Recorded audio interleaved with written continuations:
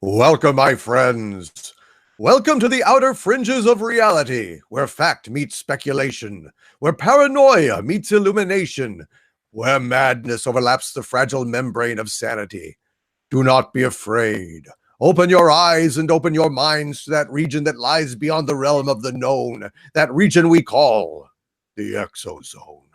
I am your host, Dicta Van Doomcock, the future ruler of Earth, and with me is my co-host and aficionado of all things fringe, the Nerdrotic Channel's Gary Beekler, and my personal friend. Gary, what have you to say on this night that is dark and full of disappointment?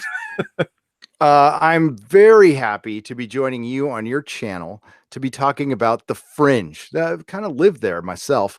And with all of the dementoids and dementites here on Overlord DVD's channel, this is a brilliant place to be. I love your chat. You have seriously one of the best chats on YouTube. So hail Doom Chat. And yeah, there's a lot of fun stuff to talk about tonight. That's not a very disappointing TV show. Oh yes, we're not gonna dwell on that. We're not gonna dwell on that. Nope. Although our hopes disappeared tonight, I'd say safely for Game of Thrones. Our hopes disappeared, but also, more importantly, we have a lot of people who are going missing in this great country of ours, and really around the world. There are people, thousands of people that go missing every year. Isn't that correct? Yes, and they go missing in national parks, and there's a lot of people go missing in national parks. People get lost. I got lost in Yosemite once, like badly lost. Like rangers had to come find me lost when I was a kid, and it's easy to get lost. But these things are factored in. I don't have the exact numbers, but the amount of people that go missing is extraordinary. It's not just like, hey, it's kind of weird, you know? No, it's like, what? How many people are missing? And missing is not found, not a trace, gone. Now, some people who we're going to talk about do get found. Some people are found alive. Some people are found dead. And that's where it gets really mysterious in this case. When they are found, it is a lot worse than when they are simply missing, because there are some weird things. And someone in the chat just said, GLP said, it's Bigfoot. And Carrie says, Bigfoot, I knew it. Well, maybe in one case, maybe. We're going to talk about that. I mean, there's a lot of possible options, and we will be going over them. And I'm very, very lucky to have Gary here. Gary is such a knowledgeable guy about the paranormal, and it's just the damnedest thing. You know, he and I really just knew each other from reviews and all things geek and comics and sci-fi and so on. And it just happened that I mentioned Art Bell one day, I think, and then it's like, oh, you listen to Art Bell, and turns out Gary is expert on ancient civilizations and ancient aliens and that kind of stuff, and we have a lot of overlap and then a lot of diversity in our knowledge base. So altogether, I think we've got pretty much all the bases covered between the two of us. And Harvey and Harvey, hail Harvey. That was cool. It was we had talked about it on our first live stream. We had brought that up, and then I did a live stream one night. I was just bored, and I just said, I'm going to live stream. And it was like Saturday night at midnight or something like that. And I'm like, I'm going to talk about Bigfoot. Right. Yeah. And just, start talking about Bigfoot. And the whole thing was, the whole point of the live stream was, I'm not sure if I believe in Bigfoot anymore. I'm not, I used to, and then I kind of go back and forth. But by the end of the live stream, the chat had got me believing in Bigfoot again. So, and you told me you were listening. I was like, damn, that's cool. I didn't even know you listened to me. That was great. And it was like you were on, and I was like, oh God, I can't believe he's talking about this. I want to get in on this. And it was too late. I mean, it was like 2:00 in the morning or something. And I was like, oh damn. So I mentioned it the next time I saw you, and it just kind of blossomed. Yeah. It's this whole journey. How I don't know what you got you into live streaming and wanting to, I know Star Trek did, but I know probably deep down for a long time, you've wanted to broadcast or something like that. I have listened to Art Bell, the vast majority of my life, till his unfortunate passing, and a lot of talk radio just based on the jobs I had when I was a kid and stuff, and just really got into it. And here we are, we're live streaming about paranormal stuff, which is like, honestly, it's a dream come true, like doing this stuff and having people actually listen and being interested, which is astonishing on from me, not from you. I understand. But it's really blows cool. my mind. I can't believe that we're actually doing this. Yeah, it's Coast to Coast is one of my favorite things ever when Art Bell was hosting it. And I miss that guy. I do. He was so good. It's a bromance. He was the best, and I'm delighted that we are channeling him this evening. We always are channeling and paying tribute to Art Bell with these broadcasts. There's no doubt about it. Yep. He is with us. And he is with us. The David Paulides stuff is something, I don't know when you ran across it. I stumbled across it. Like you, I have a little trouble going to sleep. My mind is always racing. So I've learned to like listen to audiobooks or listen to Coast or old Art Bell shows. Something that just kind of put me to sleep and turn my brain off, and I can focus on that. And then I usually dip out. Missing 411, the first one I listened to, I listened to the whole damn 3-hour show. I was up till 3:30 in the morning, had to work the next day, didn't care. And the reason I was fascinated about it is like, I generally don't get creeped out anymore.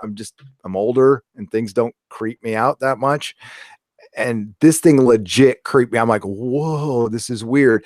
And part of it is the mystery behind it. I love a good mystery, but the mystery behind this is truly frightening because it's really happening. This isn't like, like when we talk about UFOs, it's still a belief thing. You got to believe it, even though there's tons of evidence.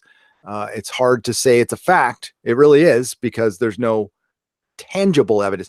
With this, there is tangible evidence of people missing and under very mysterious circumstances, and the government isn't doing a whole lot about it. And no, well, I mean, before David Paulides went ahead and started investigating this, there was no statistics and there was no kind of guiding realization of just how extensive and bad the problem was. I mean, he was a retired police officer, and he began noticing similarities in unsolved disappearances occurring near national parks. And he went ahead and started digging into it. None of the victims, for example, would leave behind a scent trail for search dogs to find. A lot of times when there was footprints, they would simply stop without any blood or animal prints or other footprints leading up there or anything. They just vanish. Sometimes their clothes are found in areas that have previously been searched. And they've even had guys like full out like searches sweeping vastly through the park, even with Green Berets at some point, and not turning up anything. It's just the damnedest thing. And we've got a lot of great cases to talk about. Go ahead, Gary. Yeah, and we'll get into the details of stuff and just the bizarre occurrences that happen around this. And what got David Paulides into this is, like you said, retired police officer, and he was a Bigfoot hunter, but it was through his Bigfoot research he started running across this stuff. And he really made a point for a number of years to separate this from the Bigfoot stuff, because he knew the Bigfoot stuff had a stigma, right? And it's not like he gave up on Bigfoot research. He just got into this, and he like made I thought he never said this out loud, but you could tell he was doing this. He wanted to make this different because he just took it that seriously. He went down a rabbit hole basically and uncovered some stuff that if this guy hadn't have stumbled across this, we would have not known about this to this day, probably. And it's just the fact that, we live in a big wide world.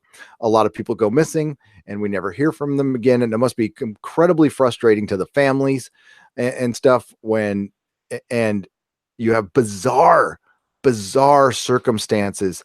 And due to the fact of him being an investigator, he was the only one who was probably able, once he started looking into us, to put this stuff together, and obsessive enough too. It takes an obsessive personality to get into the stuff like this. So, yes. And using it right. Yeah.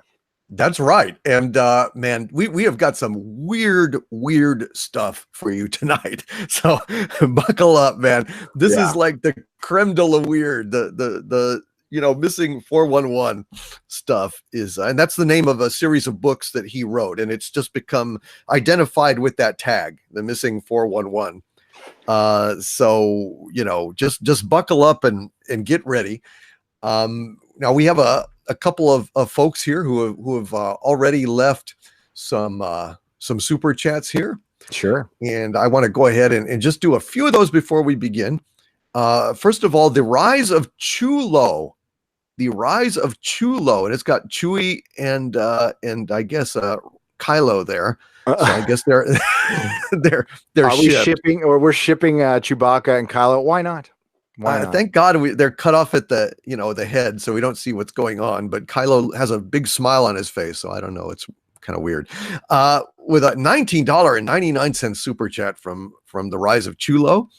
Thank you, Rise of Chulo. And he just wanted to say, Doomcock, I just want to say thank you. You helped me through a tough time. I suffered a traumatic brain injury. You kept my spirits up, and this wasn't the first time. Christmas, you did the same. Thank you sincerely, Edward Coleman. Thank you, Edward, man. That is a great thing to know. I feel very good whenever I'm helping folks. And there's so many folks that are running into challenges and having difficult times. I know, Gary, you're the same way. Your folks have we have a lot of overlap in our audience, frankly. And, they love our live streams, and it's just, it helps to have us here. And it feels so great to have you guys here, because I feel the same way, that you enrich my life in ways I can't even talk about. Thanks. Yeah, and that was me a few years ago. I wish I could tell Tyler, and hopefully, I've told Tom at Midnight's Edge After Dark, and hopefully I'll get a chance to tell Andre, like their channel, got me. I was listening to their stuff and watching their videos and watching Secure Team obsessively when I was going through a tough time. And it certainly does help. This is why we are here, to protect escapism. I know it's not the subject of tonight, but it is escapism is very important when we're going through tough times, traumatic times. It helps to turn the brain off once in a while, because it's got to heal. It's got to heal. So we can, not to, you don't want to fully escape. You want to handle your problems, of course, but it's nice to have a rest once in a while from that, and just enjoy some company here on. And now that, thanks to technology, we can, from all around the world, got my pre-game Game of Thrones thing. People started shouting out countries. It was incredible. It was like India, and like everywhere, just everywhere. It was so cool. So cool. It's astonishing. It really is. It's just amazing. And it's such a privilege to be able to do this with you, Gary. Thanks. Jesus, absolutely. Same. We're doing the ExoZone, and people talk about it. They do. And they make cool thumbnails. That thumbnail was awesome that you posted. Oh, really? I need to send me some of those. Eric Hawk has got a Germain super chat here with $5. He says, thank you, Eric Hawk, very much for that. And of course, also, I want to again thank Edward Coleman for that super chat. And I'm just glad I could be here for you, Edward. Eric Hawk says, having been a Boy Scout and living in a wooded area, I can say, you aren't careful, you can get lost before you can say, didn't I just pass that tree? Well, you can, Eric, but I think you're going to be very fascinated by the tales that we're going to tell you tonight, because it ain't that case. I really don't think it's just a case like you, Gary, like you got lost that time. And but this is different, isn't it? Oh, it's totally different. And listen, being lost, and when it set in, I was 13 when I got lost, so I was pretty freaking scared. And it was at Yosemite, and if you've ever camped there on the floor of the park, all the campgrounds, there's like six different campgrounds, and they all look the same. Everything looks the same. And I ended up real quick waking up. I just found the river and took a nap on a rock until it was daytime, and woke up, and some dad saw me there, and he's like, "You okay, kid?" I'm like, "Yeah, I got lost last night. I just thought it'd be best if I stayed where I was." And he's all, "Smart kid, yeah, yeah." So he took me to the ranger, and I guess my parents were freaking out, and yeah, but this is a lot different than that. A lot different from that. Very, very different from that. We've got a couple of love letters here. We've got Armchair Warlord with a $2 super chat. Thank you, Armchair Warlord, saying, "All hail the ExoZone. Now I need to go to bed." So I wanted to get that in before, just in case he was still listening. Good night. Good night, Armchair Warlord. Sleep well. And Creepy Little Book is in here. Nice. We gotta get them on. We gotta get a Creepy Little Book. We gotta do it, dude. Creepy Little Book is cool. I want to talk Antarctica with Creepy Little Book. Yes, and that's my fault. Creepy Little Book. I went traveling, and I kind of I'm still catching up, so that's my fault. No problem, man. We got plenty of time. We're doing this every week now, and hopefully maybe even a little more. We'll see. Yeah. But Creepy Little Book says, "Hail Gary and Lord Doomcock. I love the ExoZone." I love you too, Creepy Little Book. I've watched your videos, and I want to get you on. So we will set it up, brother. We will set it up. All right. Let us. Oh, and finally, a cry of protest from Darth Gavel before we launch into this.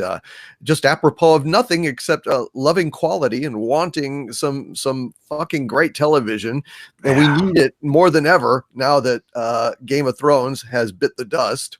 And for me, it's bit the dust, but I don't know. Some of you may still think it's kicking. But Darth Gavel says, "Dear Fox, renew the Orville, or we will never shut up about it. Hashtag renew the Orville." Damn right. Renew the Orville. Gary, make the plea. Renew the Orville. And just to give you guys some hope about that, Seth MacFarlane's contract is up with Fox in June, and that might have something to do with it. He might be a free agent, and the Orville just might go somewhere else. I don't think it's not getting canceled, folks. We might have a year off. It's going to get picked up somewhere. If Bezos would pick that thing up in a hot second and look for look for one of the streaming services to give Seth a crap load of money. Oh man, can you imagine Amazon with the Expanse and the Orville? Oh. Seth generates billions of dollars, not millions, billions with his animated projects and everything he does. So, I mean, it might be like 2 billion, but it's still plural. That's a lot of freaking coin. So yeah, he's worth a lot. Fox will be dumb to let him go, but hey, they canceled freaking Firefly and Sarah Connor Chronicles, so why not? God, just when it was getting good, Sarah Connor's Chronicles was kind of shaky, but then it started really getting good. And oh well. Along with our hopes, people are going missing all over the map, and I want to go ahead and start, Gary, if I could, with the case of Stephen Kubaki. Now, in February of 1977. Stephen was in the snow around the area of Lake Michigan, and he was cross-country skiing. Okay, once he reached the edge, apparently, of Lake Michigan, he wanted to rest. He was tired, so he took his skis off and sat down. When he got up to leave, he discovered that his own tracks were gone, and he was lost. Now, he remembers walking through snow and blacking out, and then in the blink of an eye, it was spring. He was like in the woods, in a grassy field, I guess in a clearing, wearing unfamiliar clothes, and next to him was a backpack that did not belong to him, containing glasses that were not his and shoes that were not his either. He went ahead and hiked and found a town and had to ask where he was. They told him that he was in Pittsfield, Massachusetts, which was about 700 miles away from Lake Michigan. And he had family that was in Pittsfield, excuse me. So he went and knocked on, I believe it was his aunt's door. And his aunt and his family were in shock because he had been missing for 14 months. 14 months. Now, all they had known was that he was missing. Like searchers found his skis at the edge of the lake. And according to them, there was only a single set of footprints heading for the water and none walking away. And so they assumed that he fell in the lake and froze or drowned. Everyone thought he was dead. Now, the official explanation is that he was amnesiac, that he had been wandering in a kind of a daze. But, you know, it's not really very common for people to lose their memory over that chunk of time. And it is just absolutely a bizarre circumstance. Can you imagine 700 miles away, 14 months, wakes up with equipment that is not his and clothes that are not his? What the hell happened? Any ideas, Gary? The amnesia thing, him wandering around basically as a homeless guy, and maybe like, you know, he would get fed, or I mean, that's a hard thing to wrap my head around. It sounds like the most logical explanation, but have we ever had a precedence for that? That seems as crazy as somebody being abducted by aliens, to be honest with you, because like, how would he feed himself? How, you know, how did he get around? So he was wandering around for 14 months, and he traveled 700 miles from Michigan to what you said, what was Massachusetts, Pittsfield, Massachusetts. So he did a lot of wandering through like a bunch of country. It's not like it's all dense population from Michigan to there. And they show. Yeah. I mean, they don't know. I mean, look, I would think, Gary, that he didn't wander. I mean, he didn't walk 700 miles in a days over 14 months. I mean, it just didn't happen. Like somebody in the chat was saying, well, how come nobody spotted him? Well, he doesn't actually know that he walked. He doesn't know anything that happened. So you will find in these stories that a lot of times people or bodies are found a vast distance away from where they originated. And it's a very disturbing kind of thing. And he's not done anything like this guy really needs to do some like regressive hypnotism or something. And it looks like he hasn't done that at all. And I guess he's still around, you know. He didn't do that, but he really has been just absolutely obsessed with his own what?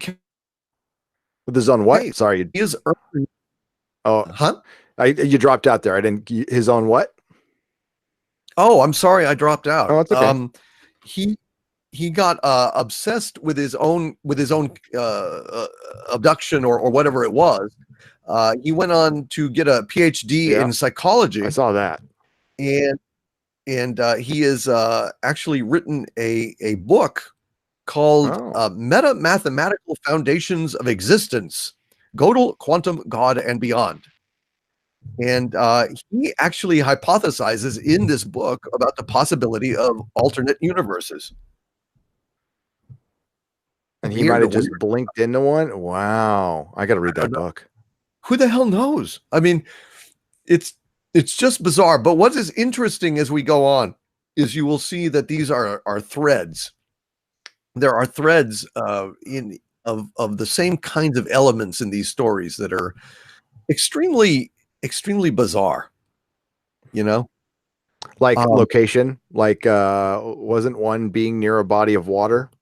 Yep. Yeah. Yep. A lot of times near a body of water, and indeed Lake Michigan figures in there. A lot of times shoes do too, oddly enough. Like in this one, he in the backpack, there was a pair of shoes that did not belong to him, right?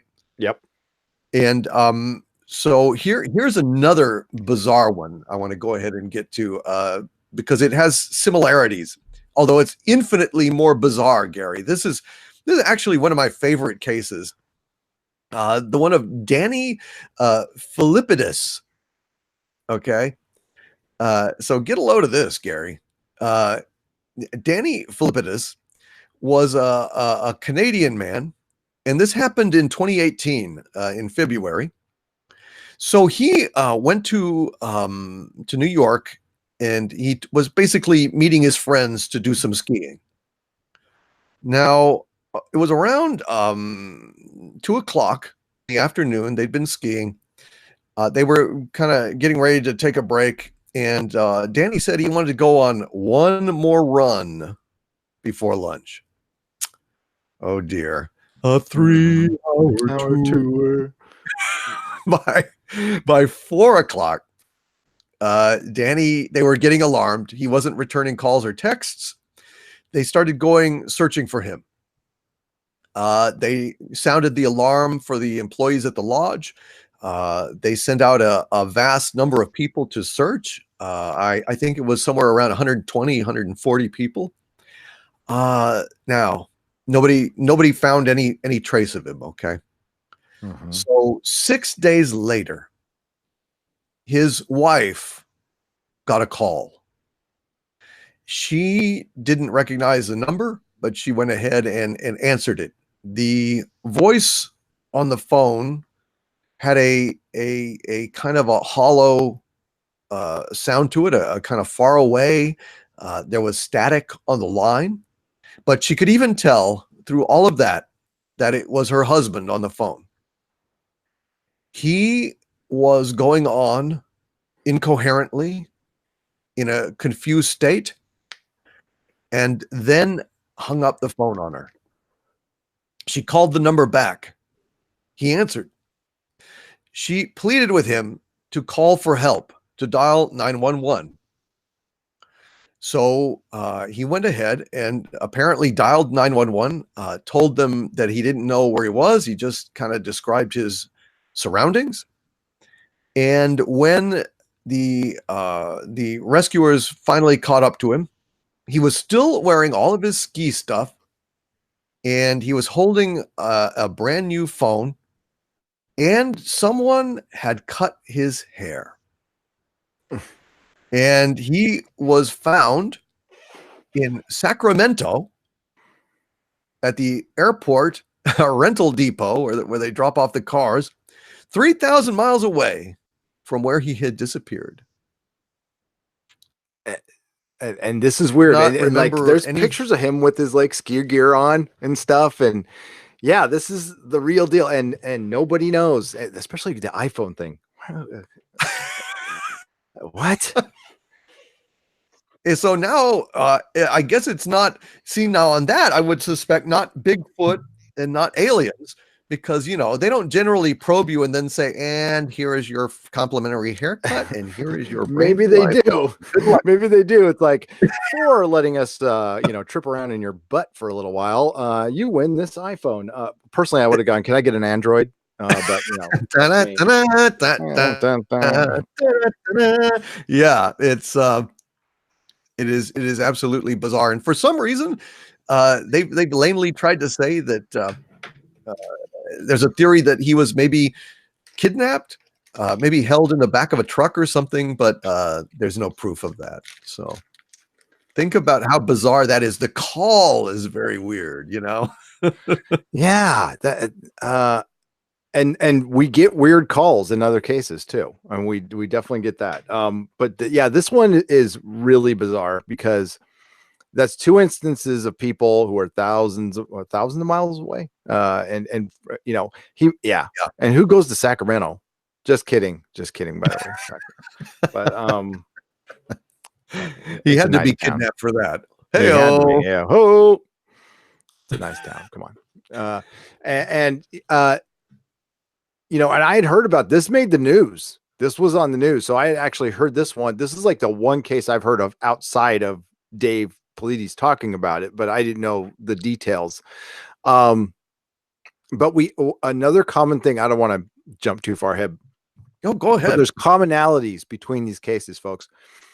So David Paulides uses this term called clusters. Now, neither of these neither of these cases fall under that per se, but these happen. There's like areas where groups of people have disappeared in certain particular areas, and it took a long time for David Paulides to even theorize. One thing he did in the early days of his book is he would not theorize. He would just lay out the cases. He would go, "Hey, here are these weird circumstances where people were missing, but I'm not going to tell you what happened because I have no idea right now." Right. He's gotten closer to coming out and saying something, but with this one, the disorientation of the people who are found, for the most part, have no memory of what happened, like zero memory, and they're disoriented when they're found. And these are the lucky ones, by the way. Not everybody's found, and not everybody's found alive. So this one, yeah, I don't know if this one, well, it could, I don't know how he could. The iPhone thing is weird, but I could definitely see if we want to go like out in a limb and say, okay, say this was like a portal or something, or an alien abduction, and they just get popped back somewhere.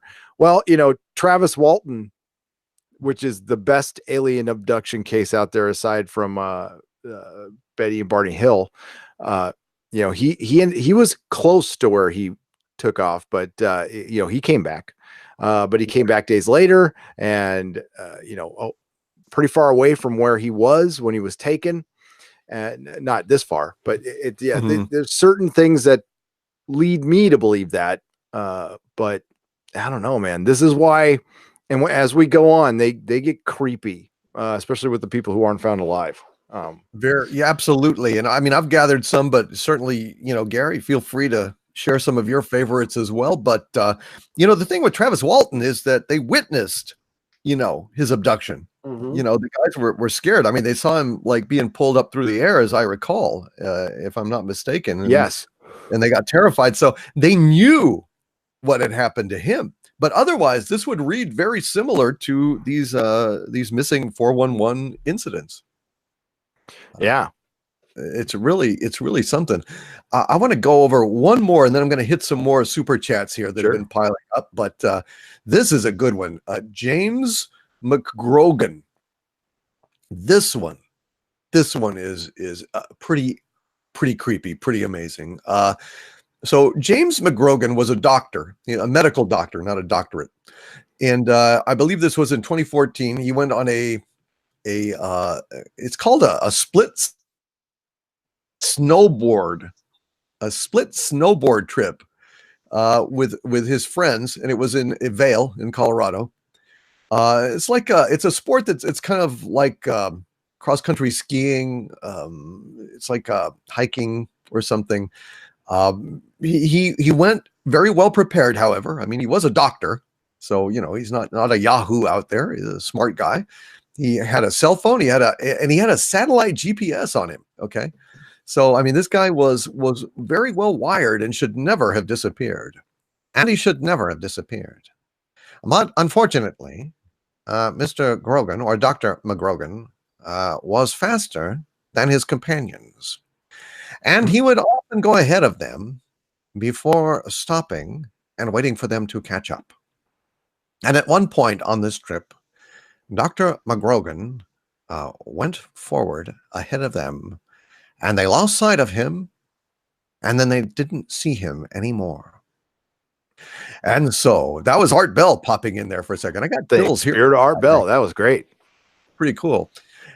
When the search team went looking for him, it was once again, they didn't find any tracks that went away from the path. So it's not like he wandered off the path. Okay. I mean, this is snow, people. It leaves prints. And I mean, there's a lot of tracks going along this trail that they were on, but nothing veering off. So they could not have, it had no idea where he had gone. So unfortunately, this is very disturbing. It was 5 days later, and they found his corpse about 4.5 miles away. Now that would be, as they say, a straight distance, but really what it was more like about 14 miles away, given the terrain, because he would have had to basically go up and down, hills and mountains to arrive at that point. And his corpse was found by a couple of hikers, at the bottom of a frozen waterfall. And this was an area that had already been searched many times before, as they were trying to locate the doctor. And he turned up there after the search. And the details about his corpse are where the real high strangeness comes. If you thought that was strange, his body was mangled in a contorted position. His skull was smashed as if he had been dropped from a great height. Mm-hmm. Still wearing his ski outfit, but there were no boots on his feet, and he had no gloves either. The search and rescues that had found him never found his boots. They found his snowboard, which was split into pieces, and his equipment was still working, his phone and his GPS. And he also had a back battery. He had planned well, did the doctor, but the area where his body was found, there was a good cell phone signal, but there was never a call for help. And the police, as typical in an episode of Kolchak the Night Stalker or the X-Files, labeled this an accidental death and closed the case. Yeah, thinking he ran into a tree or something. Although they had searched that area and didn't see him. Right. And that's another commonality with a lot of stuff, is they will have gone over an area, come back, and they'll find him there. So how could it have been an accident if they were in that area before and his body just popped out of nowhere, or maybe popped out from the sky and was plopped down somewhere? Well, that makes more sense because, over 5 days, how would he have survived? And it was essentially like a 14-mile, trek over there. And, this guy, he had a cell phone signal. So if it had been a case of, hey, I'm lost for a day, he would have dialed for help. I mean, yeah, they could have pinged his cell phone and found him pretty easily. Right. I mean, they had searched that area where he was found, the frozen waterfall, apparently not just once, but a number of times, and had not found his body. So once again, we have boots, shoes. We have a body of water. Yep. Frozen water, but water nevertheless. Even with a guy who knew what he was doing and had a not only a cell phone and a GPS and a backup battery, for God's sake. What the hell is going on? Yeah. And that has to be brought up a lot, because and as we get more on this, I have a couple theories on it, but every time I have one, there's one that kind of shoots away from that. And the thing is, it's the numbers of these people and the other weird commonalities, like it's mostly men of a certain age. There is some kids that get taken too, which is very bizarre. We've got a few of those tonight too, and it's boys. Yeah. And it's and like so many skiing ones too. But there's also a lot of kids who are just playing in a park and just poop, they're gone. And somebody was like right next to him. And yeah, this guy was with his friends. He went ahead a little bit and it just poof, gone. Yeah, it is absolutely incredible. And I want to go ahead and go to the chat here just for a few. Bionic Belly Button says, "Oh, let's not do the kids." Well, there, you know, it's out there. We have to talk about it, but I want to send a shout out, Bionic Belly Button, to your 6-year-old who did that drawing of me. I was absolutely charmed. And Bionic Belly Button, you need to get me his first name or her first name so that I can do a shout out, since it said, Gary, it was amazing. It was like a drawing of me, and it said Doomcock, and it said, I love you. Aww. And that was the sweetest darn thing. And it's like, I melt of supervillain's heart. Oh yeah, I'll send it to you. It's just hard. It's just it just made me just like And also I have a very young Legionnaire named Mia who's 8 years old, and she sent me a painting, and it's just wow, that's cool. I've never thought of myself as very kid friendly, but apparently there are certain young ones that are fans, and God bless them. I want to send them a shout out. So I'll say, Mia, hello, Mia. How you doing? It's Doomcock here. Love you, sweetie. Thank you so much for the painting. It was absolutely wonderful. And tell your dad, Chris, hello. Yep. And Star Trek sucks. And Star Trek sucks. Star Trek Discovery sucks. Star Trek. Don't forget, kiddo. Exactly.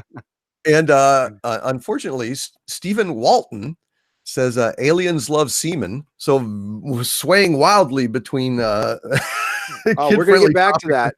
We're gonna get back to them. Stephen, of course, like of course, Gene Kelly in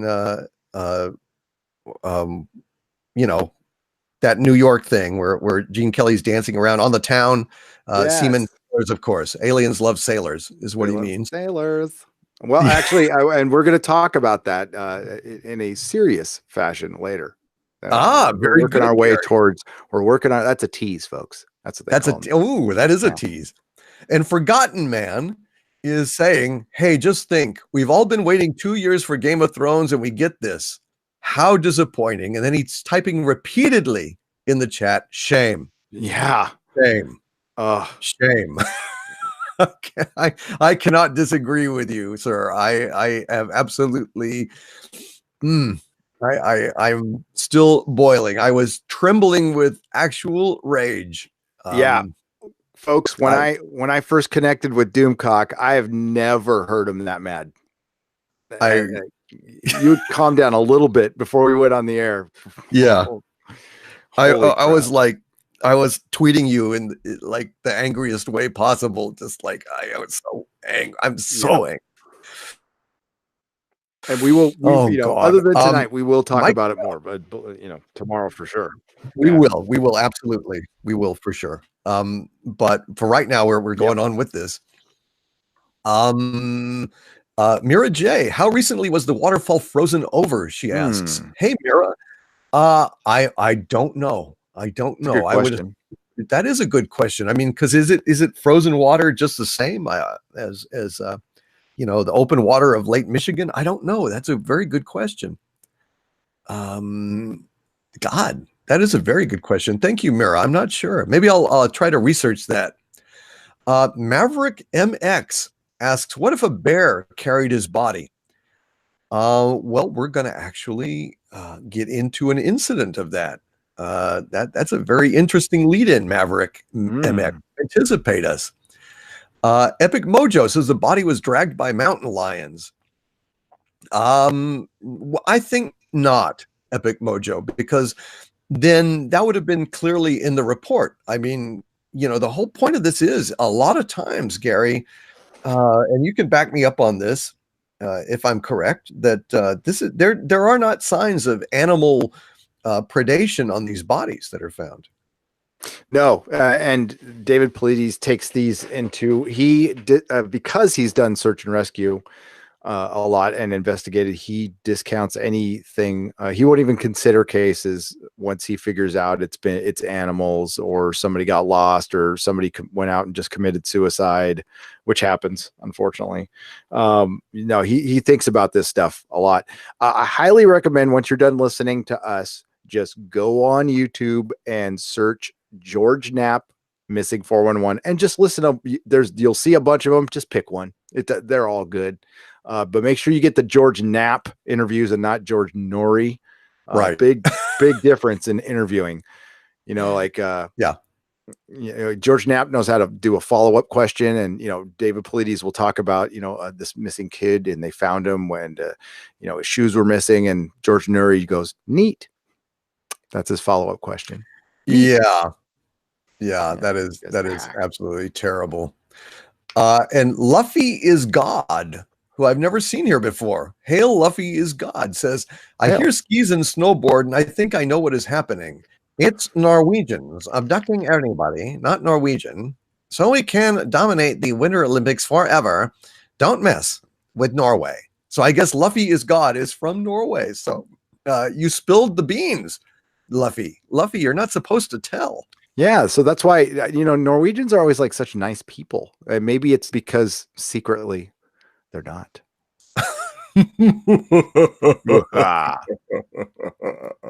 Yes. Is Doomcock George Knapp? Asks 577 all well. No, I don't believe that I am. Let us continue. Oh, and also let's grab a few super chats while we're here. Psychodwarf 9 with a $5 super chat. Thank you very much, Psychodwarf 9, for being here. You are a good man, sir.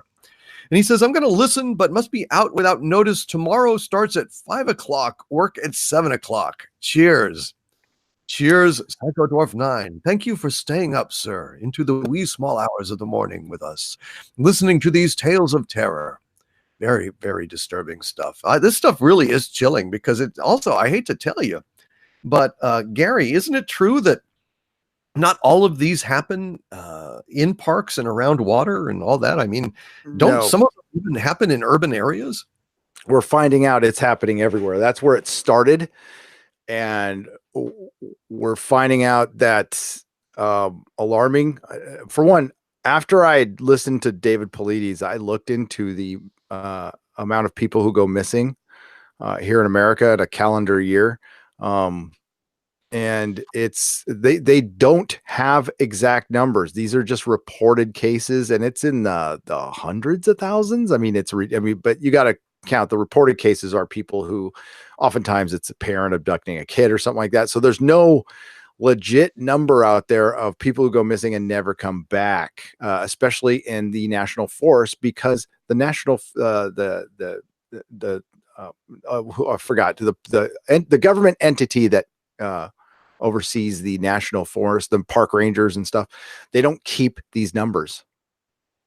Right. And that's the first thing that got David Paulides into this at all. Is he went investigating. He went to some park rangers, asked for the data, and I can't say they're not keeping the numbers. They aren't telling anybody. They wouldn't release the data, and they have to. There's rules out there, and he said, "Listen, I'm writing a book.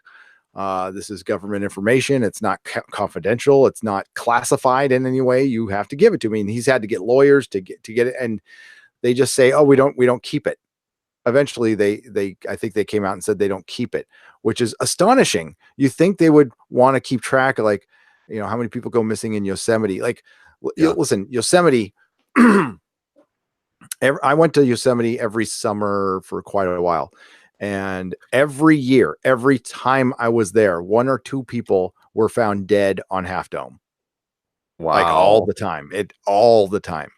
People want to go climb Half Dome and they die, or and it's often it's not from a fall. It's just getting stuck. Yeah. Yeah. And so, like, a massive amount of, it's a dangerous place. It's even something as friendly looking as Yosemite is a dangerous place and can be. Yeah, I mean it's not a tame spot. It No. looks like calm enough and domesticated enough, but really, there are things in the woods that we do not as yet fathom. No, And Gary, I can't wait till we get to the end, because I mean I'm going to hear your your ideas, and I think I've got something, an explanation for this that will curl your hair, and you may not actually be familiar with this one. You might not be. ooh, You might not great. be. I I know it's rare because you know most of everything, but I think I might have something that will chill you to the bone. That is a teaser, folks. That is another teaser. Nah, Oh, Paulides. Osvaldo Franco. Yes, I did get your response, and I'm going to read that in a little bit towards the conclusion here. Man, I tell you, Gary, I don't know if you've been getting this, but I posted some stuff about the ExoZone, and I've gotten a number of fascinating just messages over my YouTube channel, and I'm going to be sharing those with the audience here in just a little bit. Really interesting stuff, dude. Yeah, I'm getting emails, and we definitely need to, like in the future, make that part of the show. And I'll make this request right now, please. If you have weird stories, anything, shoot it to Doomcock on Twitter, or do you have an email? Yeah, dictorvandoomcock@gmail.com. Yeah, and Gary at nerdrotic.com. Please shoot me your stories, or if you think we should cover something that we're not. I'm totally open to ideas for this, and yeah, Absolutely. I mean, this is outstanding. I can't wait to share that. God, we got so much to do tonight. I mean, this is going to be a good show, you guys. I'm thrilled. Oh, God, I'm having fun. Yeah. This is spooky. All right. Let me go to another one here that's pretty disturbing. So this is the tale of little Keith Parkins. And I'm sorry, Bionic Belly Button, if you don't want to hear this, although it has a happy ending, actually. This one actually is about a child, but it actually does have a happy ending. So you don't have to avert yourself. But this was back in the 50s. A little boy, he was 2 years old, named Keith Parkins, went missing. And this was in the middle of winter in Oregon. He was basically, playing outside, and he went missing. They went out and looked for him almost immediately. I mean, they were really on it, and they picked up his trail, and they followed it, and then it completely stopped, and there were no other tracks of any kind, human or beast, nearby. And it was about 19 hours after he went missing that they found Keith. He was 15 miles away from the home. He was found lying in the snow on a frozen pond, Gary, and he didn't have his jacket on. Mm-hmm. But he was alive. And when they revived him and asked him what had happened and how he had made it for 19 hours in the cold, without any kind, that was inadequate to survive in that cold, the jacket he had, and he was found with the jacket off, lying actually face down in the snow on a pond that was frozen over. When they asked him what the hell happened, I'm sure they didn't use hell, but still, he didn't have any memory of it. No memory again. No. And that is weird. And get this, dude. There was a documentary. It was a missing 411 documentary, and they got Survivor Man, Les Stroud, to film a segment for that documentary. This is a survival expert, and he demonstrated, being a survival expert, how it would have been impossible for this 2-year-old boy to go so far in that period of time at night. And to this day, no one has any idea Mm-mm. why he didn't die. How weird is that? Because he didn't walk that far. It was, again, like you said, there's impossible. God, I gotta watch that documentary too. I remember him talking about it getting crowdfunded or something, and finally got made, which is good. And yeah, there's other cases too, like of kids going just insane amounts, just impossibly far. And for those of you who've had kids, and those of you who remember being 2-year-olds, well, they can do a lot of things that would surprise you. Believe me, if you take your eyes off them, those crazy little rascals. But getting that far is impossible. Yeah, and when it's that cold with no jacket, being on ice, and absolutely nuts. And it's not going to happen. And yet here we were again on a frozen pond. So apparently it doesn't really matter if the pond, the water is frozen or not frozen. Bodies of water are affiliated with this phenomenon, frozen or not. So to answer Mira J's question earlier, it doesn't really matter if the waterfall was frozen or not at the time. Apparently, that's very creepy. Got a few super chats here. Yeah, got a perpetual punster. Hail perpetual punster with a $5 super chat. Thank you, my friend. And he says, hail Doomcock, Gary, Mary Ashmead, and chat. Now go do that woo-woo that you do so well. Oh, well. Thank you, Perpetual Punster. We are woo-wooing as hard and fast as we can. I think our shows just get better and better, Gary. Yeah, really, well, practice makes perfect. I think so. I think so. Or progress, not perfection. One of those two. But something like that. I don't know. Peter Davison. Hail Peter Davison, one of my Australian legionnaires, with a $5 super chat. And Peter Davison says, pigeons should obey. And he is very cleverly referring to a gift he sent me. It was a English, French, and Pidgin dictionary of the Pidgin language. You know, it's sometimes called Pidgin English. It's apparently like a strange hodgepodge of French and English. And reading it's so cool, Gary, because it sounds, I mean, it's not where they got this, but it sounds evocative of Beltalowda. Gotcha. Okay, of the Pidgin, Belter language. Yeah, interesting. It's so cool. I just out of the blue, Peter, and he didn't send an explanation or anything. It's just like I was very puzzled, and I started looking through it, and it's like, well, damn, this is just cool, you know.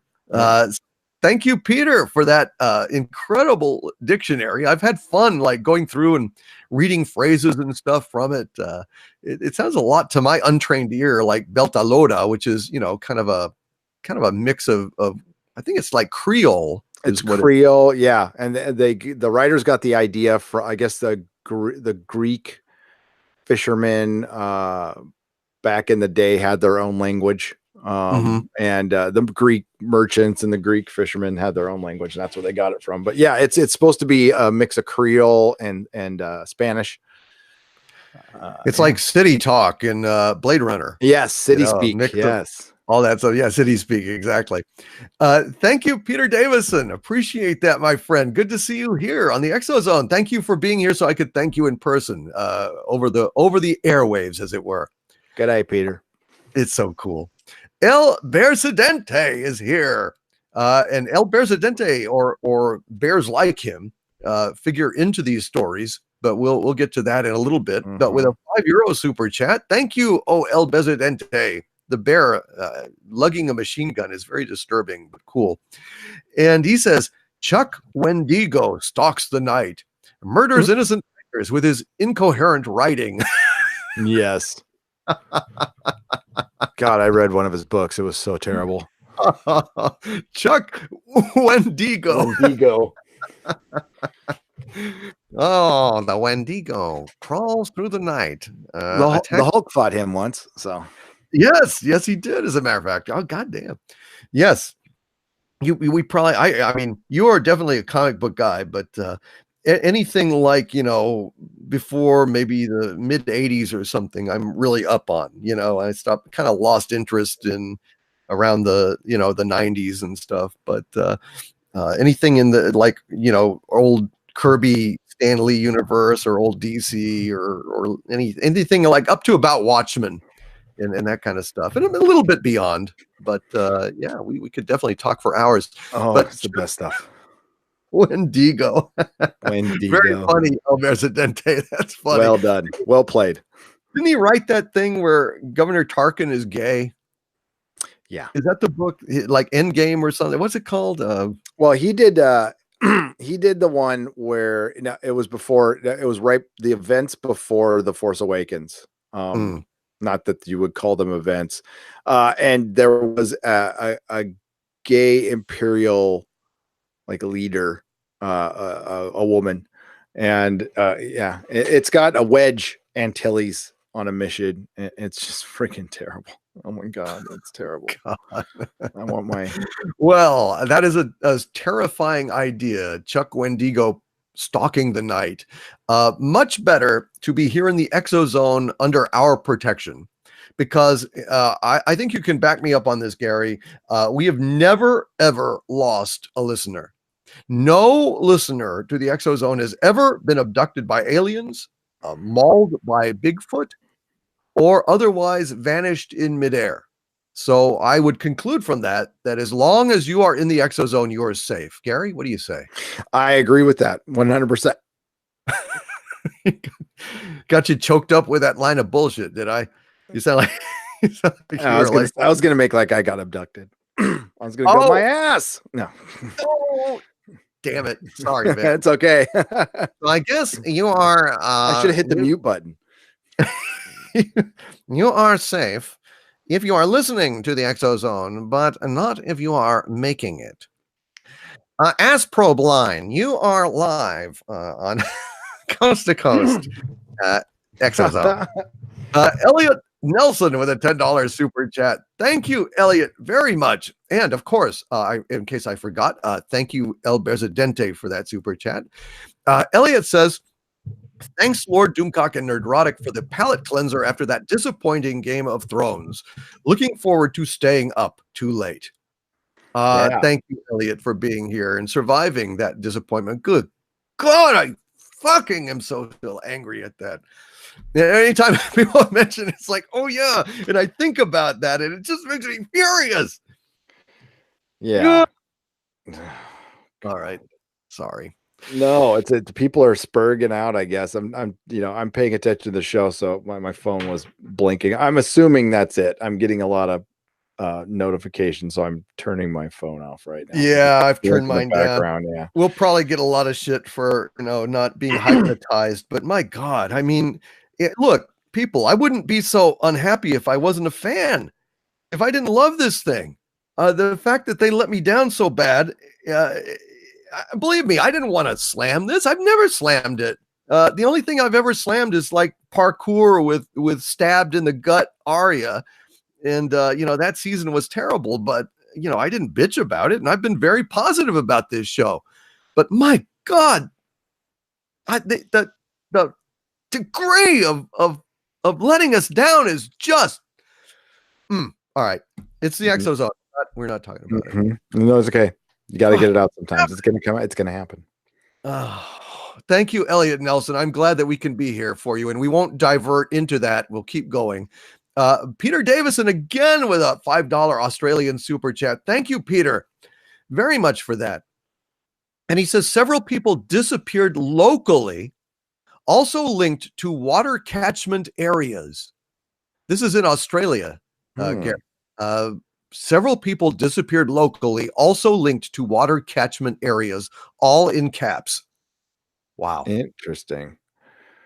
He's gone there now. I think he did a book on Australia. I think because he did one on Europe, and Australia was supposed to be his next book. He might have done that already. That is disturbing. I bet you there's tons of cases down there. Yeah, a lot of it makes us a lot of sense. I mean, where they are. I mean, a lot of isolated areas and so on. It's yep. God Almighty. All right. We will.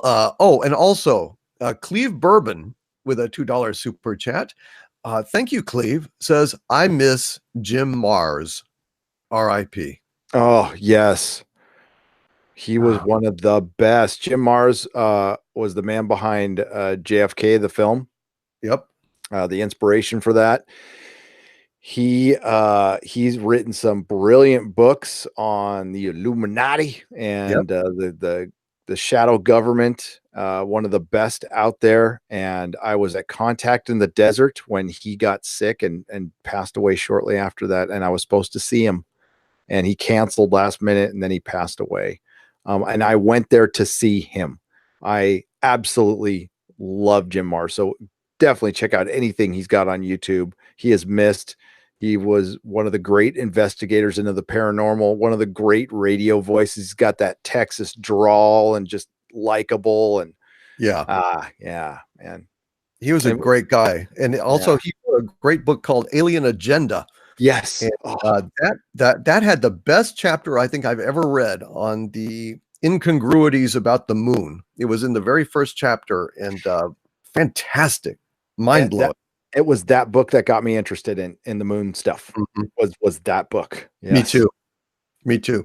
He was one of a kind, and I've also got a great book by him on what was it?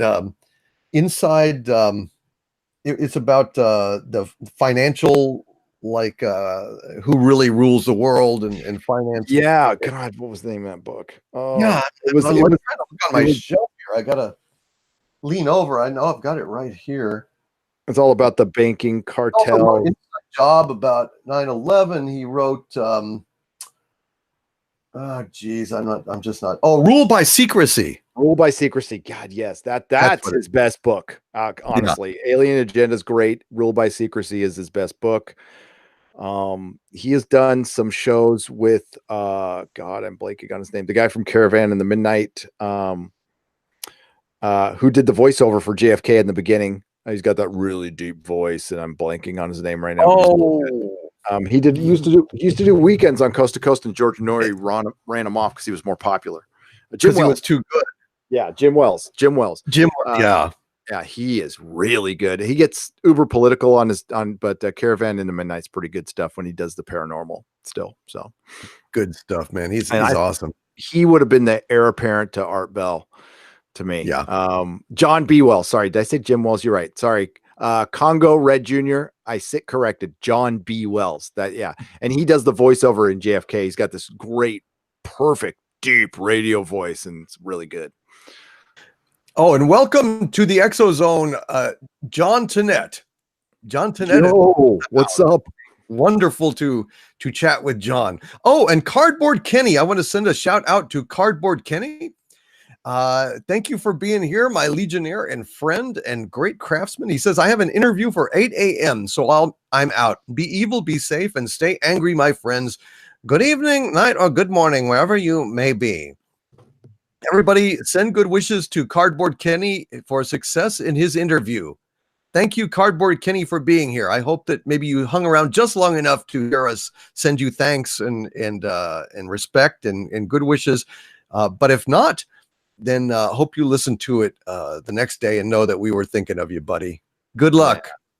Good luck. Hey, love you, Cardboard? Yeah. Mike Brown is in the chat. He's an author. He sent me some books called The Atlantis Chronicles, which I'm definitely going to check out. Hey, sorry to take care of a personal message here, but I saw your message, Mike, and you asked if you could post something on one of my pages. Feel free. Anything you want to post at the Facebook page or group or anything, go ahead. It's totally okay. You guys can shout out or anything. And anybody can do that if you've got a comic or something. I've got a Facebook group. Yeah, you don't ever have to ask my permission. You can always shill for yourself. That is okay. Absolutely. Thank you, Gary, for that. Sure. No problem at all with that. And T. Stoney is saying, contemplating going to bed soon. Radio to do in the morning, but hanging in as long as I can. Thank you, T. Stoney. Well, let us go ahead and get back into the weirdness. Let us move on to the next case. This is a very creepy one. This is weird, and it harkens back to more of what we were talking about with El Berzidente, oddly enough. See how funny it's weird how this thing is flowing for us tonight. Yeah, yeah. I like it. But it is the sad case of Dennis Martin. This was in 1969, and it was Father's Day. Well, it's not Father's Day, but it was the weekend of Father's Day. And Dennis Martin was 6 years old, and he was at Smoky Mountains National Park with his dad and his granddad. And now they were out camping, and they camped out all night. And the next day, a guy approached the family, and he had kids about Dennis. Oh, actually, I think his brother was there too. And he, this guy said, "Hey, I've got kids about their age. You want to let them play?" And Mr. Martin said, "Sure." So the kids started playing hide and seek. Now,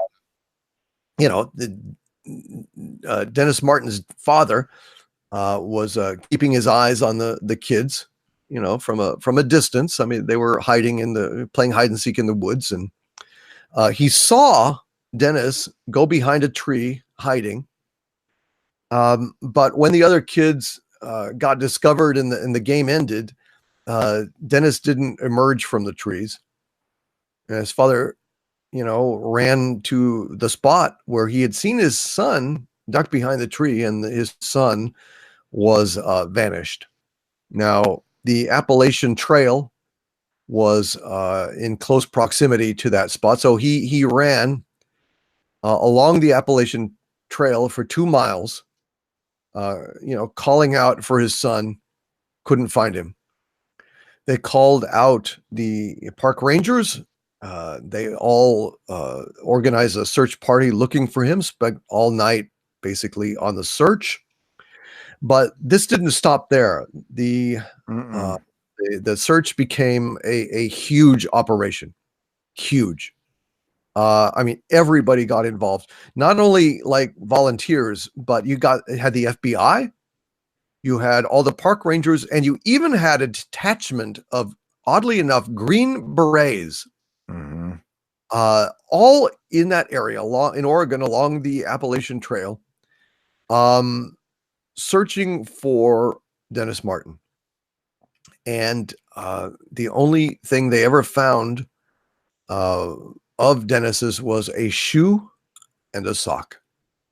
They never found a body. And now Paulides went ahead and he was researching this story, and he found a family that had been camping that same weekend in the same location. And this family, they were named their last name was Key. And they recalled at the time that they had asked park rangers, where would be a good spot to go where they could go and check out some bears, observe some bears. So they went to this spot, and while they were there, they heard a scream. And the young key boy, he was pointing, and he was saying, hey, look at that. And the kid said, "It's a bear." But when they looked at it, the dad described it as more like a quote, "wild, hairy mountain man dodging around the trees with something slung over his shoulder." Yep. So it was been basically described as a kind of a bear human cross. They can't agree on actually what it was, but they did hear that scream. Now that's disturbing. What do you think of that? That one creeped me out when the guy said he saw the thing in the shadows kind of running in and out of the trees. Yeah. With something over its shoulder. Yep. And that's the closest we've found of anything grabbing possibly the kid. And then this happened back, God, before I was born. 1969. It was June 14th, 1969. That's right. 2 months before I was born. Yeah, this is like a truly sad case. Like the dad just, oh man. Yeah. Never gave up. And you know, David Paulides also talks about the weirdness of the Green Berets showing up. And right. That's right. And you know, why would a Green Beret attachment? I mean, they had search and rescue. And I never heard David Paulides come out and say anything, but he was definitely insinuating that there was a reason they brought the Green Berets out. Like they thought they might find something worthy of having the Green Berets there. So, you could certainly look into that and think that maybe they know something's there and they're just not telling the public. Because the government's never done that before. The government's always very open with us, and they always tell us everything. Yeah, you know, absolutely. There's just an open book. You know? Yeah, never a sideways answer. NASA, right? The very the very picture of transparency. Yes. Yeah, right. We got some good comments in the chat here. Matches Burn says, this is a bit disturbing, but I remember hearing from some Native Americans on a reservation that they don't allow their young women out at night because Bigfoot is interested in them. That is a little disturbing. And demonic terror is very, very apropos, reminding us, remember that one kid that was saved by a nice bear not too long ago? I think I heard something about that. Oh yeah, you did. You even talked about it. Yeah. Remember like that kid that went missing and he survived improbably out in the woods for, I don't know, a week or something. And he was found hale and hearty and fed and everything. And it was just no way. And he said, oh, I was a nice bear, helped me. Yep. This was back in January. Yeah. Saved by a nice bear. Bears generally aren't very nice in the wild. Just ask that one guy who did the documentary. And yeah. And in the chat, we have a cult springing up. A cult of man bear pig. Bear pig. They're obsessed with man bear pig! Exclamation point. Not man bear pig. Well, and so the legend of the man bear pig was born in the ExoZone. In the ExoZone. Only in the ExoZone, folks. And by the way, I would like to see some man bear pig art tomorrow. If anybody could produce that. If not, I can send something else. Please send it to us. Yes. We would love to have man bear pig art. I think that is just absolutely incredible. So that is a disturbing thing, dude. And it just keeps looping back. It keeps looping back. Elements of these stories keep recurring. It's a fascinating thing, and I'm blown away by it.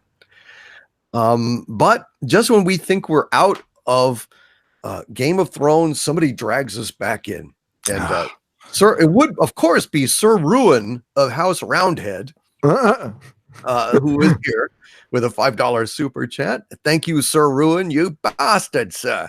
Who says, what do you think was the most aggravating part about tonight's Game of Thrones episode? This episode shattered my predicted ending like the Night King shattered. Shattered my ending too. Actually had a good ending that actually made narrative sense. The most aggravating part, I would say, after all the armies and all of the precautions and all the preternatural awareness of his surroundings that was exhibited by the Night King, the fact that Arya snuck up on him killed him is beyond insulting. Gary, what do you think? What was the most aggravating part for you? That was it. The Night King, who forced an entire peoples away from the wall, caused a major war, got Jon Snow killed basically for being kind, wiped out Hardhome, wiped out the entire Umber clan is gone from this earth because of the Night King. the Night King who, beat easily Night's Watchmen, probably killed the children of the forest who have superpowers, and Arya snuck up on him. That is some dumb shit. That is just dumb writing. And I understand, folks, we get wrapped up into stuff and we get emotionally attached. I am there. I absolutely. I spent money on I have 1/6 scale action figures. I just want to throw in the trash right now. Yeah. That I spent a couple $100 on. I just wanted that, like, the mere sight of Jon Snow, whose whole journey was to scream at a dragon. Oh God, to go that he didn't even get to slay. I mean, if he has slayed the dragon, okay. Oh yeah. What the hell, man? What the hell? Never mind. Yeah. Damn you, Sir Ruin of House Roundhead. Damn you. Well, and thank you for the chat, but look for the Doomcock video coming soon. Look for the Nerdrotic video coming, probably recorded after I do this tonight, and then look for a very long angry live stream tomorrow. Yeah, we should. Yeah, we'll have to keep on this. You know, I promised it in the pregame show. I said I will do a week's worth of videos on this. Yeah, I'm gonna stay on it too. This is really. I couldn't even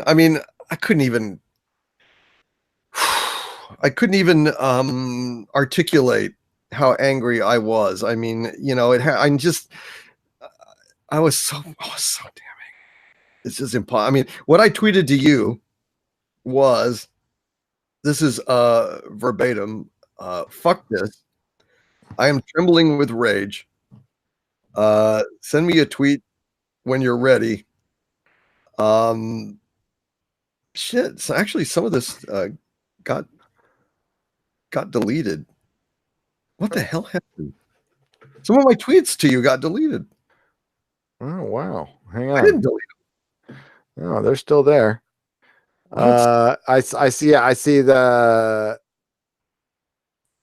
Let's get this over with. I just want to go to ExoZone, and you're all fuck this. That's actually. Yeah, I can't see it, though. I don't. That's where I said, "Fuck this." I am trembling with rage. Send me a tweet when you're ready. I replied back, "Fuck, yes, fuck." And then you said, "I'm shaking," and then I went, "Fuck." And then Lincoln, 5 minutes. I think we should go right on. Yeah, and I just said, "Good." Yep. I'm so goddamn angry. I can't even tell you.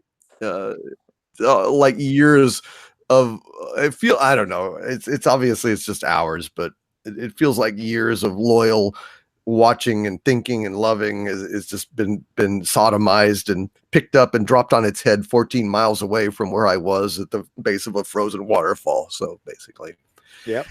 That's how I feel. This is gonna hurt the sales of the show. It's gonna hurt the sales of the book. George really should have finished. Just saying. Yeah, dumbass. No more Robbie the Robots for George R. Yeah, right. Bastard. Red Monarch with a $2 super chat. Thank you, Red Monarch, so much. And he says, "Hail, Lord Doomcock and Harvey and Nerdrotic." Cough. Hail. Cough. Red Monarch has been lighting up.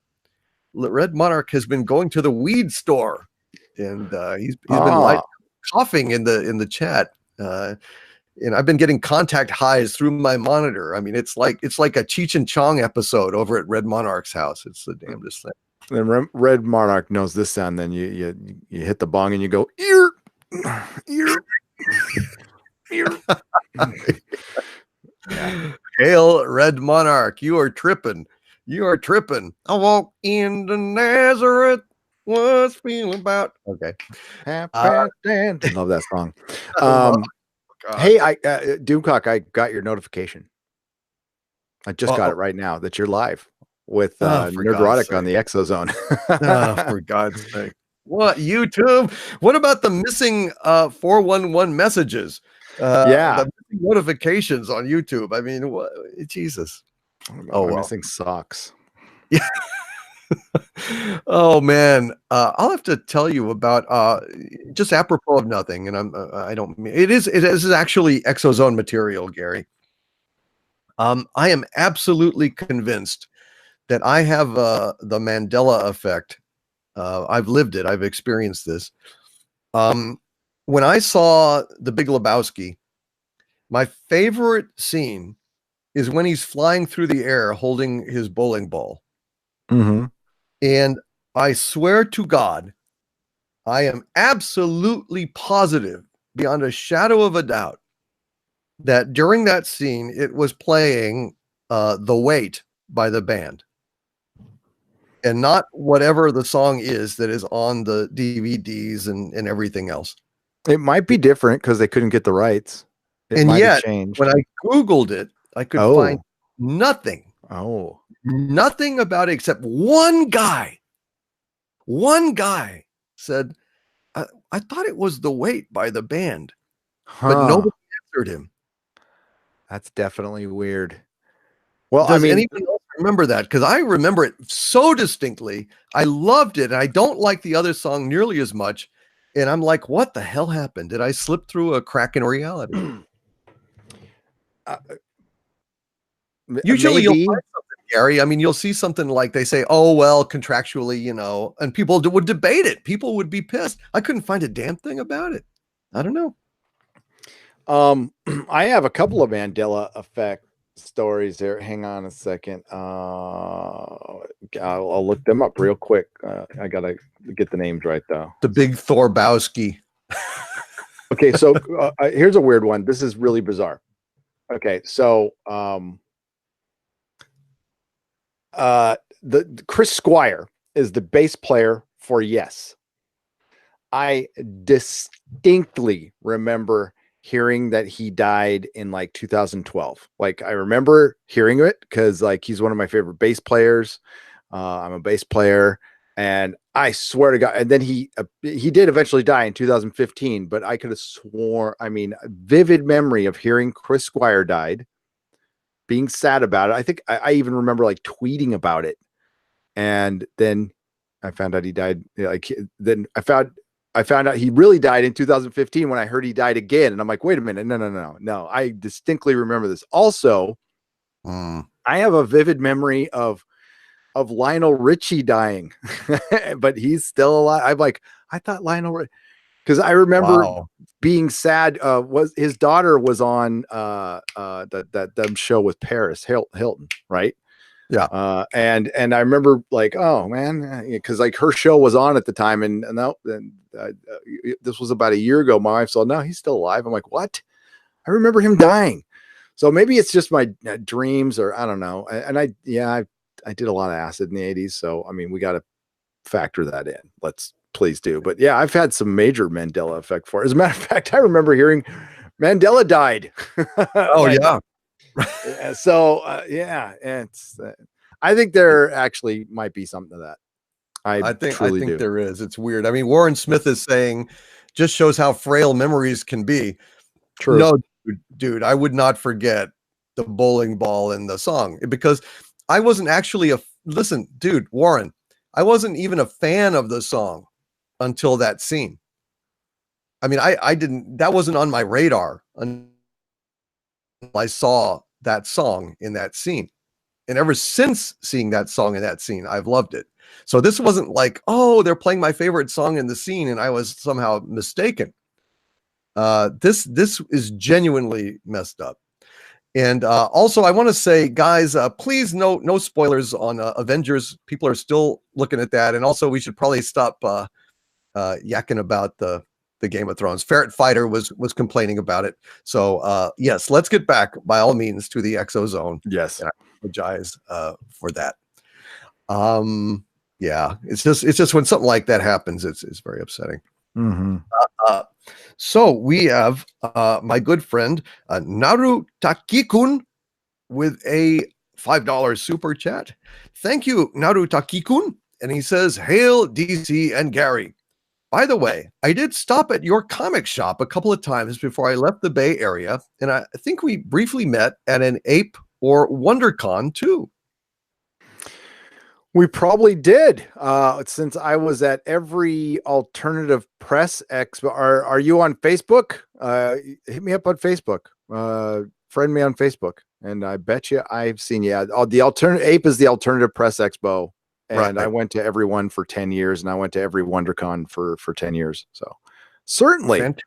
Yeah, certainly. Certainly. Oh, what? I'm glad you stopped in the shop. Hopefully I was nice. You caught me in a good Yes, always with that caveat. But Naru Takikun is a great guy, and he sent me some wonderful things, and he's just a really wonderful guy. Cool. Yeah, because of him, I'm going to watch Indiana Jones and the Kingdom of the Crystal Skull, because he shamed me into it by sending me a Blu-ray of it. I was going to say, I thought you said he was a nice guy. What has he got against you? I think he's evil. He also sent me Blade Runner 2049 or whatever it is, but that one I'm still resisting watching. I'm just not. Blade Runner is too perfect. I can't allow it to be messed up. And El Berzadente with a €5 super chat again, and he says, El Berzadente says, people in sleeping bags are the soft tacos of the bear world. So, or burritos. Yes. Alternative explanation of missing 411. But let's go ahead and get back to that, Gary, because we got to work our conclusion. And I want to thank Naru Takikun again for that super chat. And thank you guys for being here, man. We are doing great. We've got 500 people here at this late hour. Greetings. All right. Man, this is one of the fun ones, man. I can't. This is awesome. All right, so check this out. We have the case of Bobby Bizup. Bobby Bizup from the 50s. This young man was 10 years old. He was partially deaf, and he was attending a camp called, it was a Catholic camp, and it was on in Rocky Mountain National Park or close. It was and it was a camp counselor had encountered him fishing at the river, told him to, head back to the camp. It was time for supper. And the boy was following him. But when the counselor glanced over his shoulder, Bobby had disappeared just like that. Poof. Just like that. Poof. Over 400 people searched for over a week. They found not a trace. 1 year later, some of the camp counselors, it was Camp St. Malo, and some of the counselors found his hearing aid, and bits of his clothing or torn clothing, I guess they assumed was his, in conjunction with that hearing aid, 2,000 feet up the side of a mountain. And the search parties had already been over that area at least 3 times the previous year, and nothing else of him has ever been found again.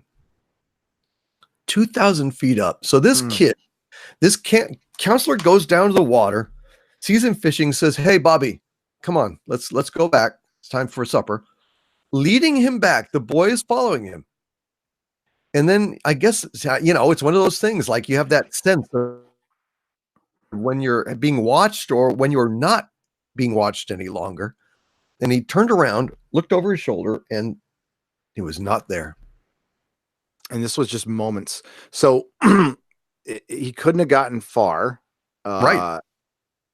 And that's weird. And if somebody had grabbed him, he would have yelled. Yeah. I mean, he would have yelled. He would have called for help, or, hey, it would have to be like Hannibal Lecter with some ether or something in a bag, and it's really, really perfectly timed and with sneakers, and then take him 2,000 feet up the side of a mountain. And they had already searched that area thoroughly. Yeah. And found nothing. And then 1 year later. And once again, if I may point out, sir, to all of you in the chat, once again, it was this young man fishing at a river, and a river, as you know, is a body of water. A body of water. And a hearing aid is a shoe by any other name, as Shakespeare would say. Well, not really, but it's the quickening, and things don't make sense. No. Anyway, David Paulides had mentioned, I don't know how common it was, but there was a lot of cases of kids with disabilities as well, learning disabilities, hearing aids, stuff like that. All male, by the way. These are all men being taken. Also, not everybody, but a large percentage are like prime age males, between 20 and 40. God. Isn't that just weird? It's really weird. And it's almost like they walk through a freaking portal and pieces of them come back, or a shoe pops, but I don't know, there's a portal and then there's like an exit that shoots out a couple of things of yours. Yeah, it's weird. It is very bizarre. And yeah, that's not the only case. It might be the only one tonight, but that where somebody was walking behind somebody and they were just gone. It is the damnedest thing. It's genuinely chilling. And once again, we have the case of Jared Atadero, and he is yet another young man. This was in 1999, and Jared was 3, and his father was working in the Comanche Wilderness, a national park in Colorado, and so there was a group of Christian singles, like they were out there at this resort in that park, and one of these women offered to take Mr. Allen's, Allen, his dad's name was Allen Atadero. And one of the women offered to take his kids with her for a few hours to a local fish hatchery. And they never asked him if they could take the kids hiking as well. But along the way, they saw, I guess, a sign for a trail and decided that they would go ahead and cut through the forest to get to this fish hatchery. Now, these Christian singles lost track of Jared, and he wandered away from the group. 2 hikers saw him walking alone in the woods, but assumed that his parents had to be nearby. But after that, he was never seen again. And then in 2003, 2 hikers were climbing a very steep rock face, about 550 feet above the trail. They found a child's tooth, a piece of skull, and Jared's clothes, which were perfectly intact. They were found turned inside out, and there was which looked brand new. Because this was 4 years later, but it looked brand new, perfectly preserved. And this area would have been far too difficult for a child to climb. And it would have been a very unnecessarily difficult location for a kidnapper to transport him. Doesn't line up with a bear or a cougar attack pattern, because there was no blood on the clothes, there was no rips, and they are just haunted by the unanswered questions.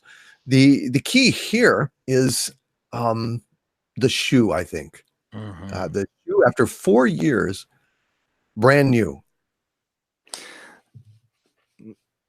Like it just plopped out of existence and then came back.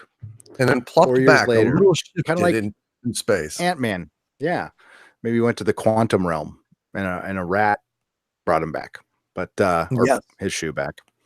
Weird stuff. Now, where did they find that stuff at a higher elevation this time as well, or Yeah, 550 feet yeah? above the So trail. another thing, and there's another story with a kid who I don't know if it was one of the two stories, but there's another kid who went missing, and I don't think they ever found this kid, but they mentioned they talked to two hikers who saw him. They're like, yeah, we saw this kid like up like way up high on a hill or on a mountain, and we couldn't find him again, but we saw him. And that was, I don't think it's either of these cases, but there's like a couple more cases where they're either saw a little kid and at a not a very improbable height, or they find the body at an improbable height, which, yeah, you know, very weird, almost as if they were dropped there with missing time. It's a damn strange thing. And we also have MK Ultra in the chat. What's up? Hey, MK Ultra. He says, we exist on this planet with a superior apex land animal. I want to get MK Ultra in on the action sometime, Gary. He's got a theory about Bigfoot that is very interesting. It'd be very interesting to hear him speak about it. And MK Ultra is very versed in this stuff as well. I think he'd be a fascinating guest for us sometime. Yeah, most definitely. Yeah, I've heard a lot of Bigfoot theories, and there's some point where you got to start. The one thing that always leads me back to believing in Bigfoot is so many cases of him being seen. Her. They're just for years and years, and that's if you can get any Native Americans to talk about it, and they generally don't talk about that stuff very much. And there's tons of cases with them seeing it. They some tribes absolutely believe it, and that's the thing. You know, it's getting in there though, because they're just not, you know, super open with a lot of people for good reason. And that's what always leads me back. And you got to think it's a master. I think I saw one video. I'm not sure if it was real or not, but it was one. It was a Bigfoot. It was like from a real far distance, and you could see it just.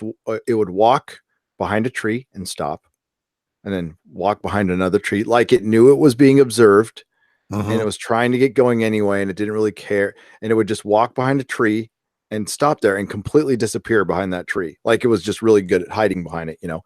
God, I wish I could find that video. I saw it like 5 years ago, 4 years ago, 5 years ago. And yeah, it's very bizarre. Like they're keenly aware they are being observed. Yeah, this is weird, dude. Mr. Mills in the chat is saying something about a cryptid humanoid that hypnotized a hunter to placate him and then sucked some of his blood using thorns on his fingertips. Whoa. That's pretty weird. There's pretty weird. So, Gary, what do you say? Should we go ahead and start talking about what might be going on with some of this, or some missing 411 stories you'd like to share? Or no, I think we should get to the meat of it, which is it's well for me, and I want to hear your theory too, because you said you had a different one. For me, when I first heard about it, I was like David Paulides. I didn't have a theory because there are a ton of differences too. But I certainly think it's tough for me to believe the portal thing, but I think that it could be a Skinwalker ranch. And just, you know, this planet is just filled with magnetic anomalies, and, you know, there's just giant swaths of land that we've never even set foot on. And we don't understand. We are still just, you know, monkeys with shoes.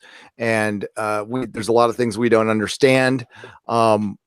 I think it could be, I mean, you bring up the Mandela effect. It could be that. It could be, I had a theory one time. I was smoking a lot of pot. Okay. But you know, you think about stuff when you're stoned and you're alone and you're listening to Pink Floyd. And I was like, well, what if there are like alternative realities, alternative dimensions? And what if we travel through, and I've talked to you about this, what if we just through our lives, we journey through all of them or some of them, or, you know, in our life, maybe my lifetime isn't in one reality. Maybe I'm just one day I wake up and I'm in an entirely different reality that's really close to the one I was in, but not exactly. You know, stuff like that.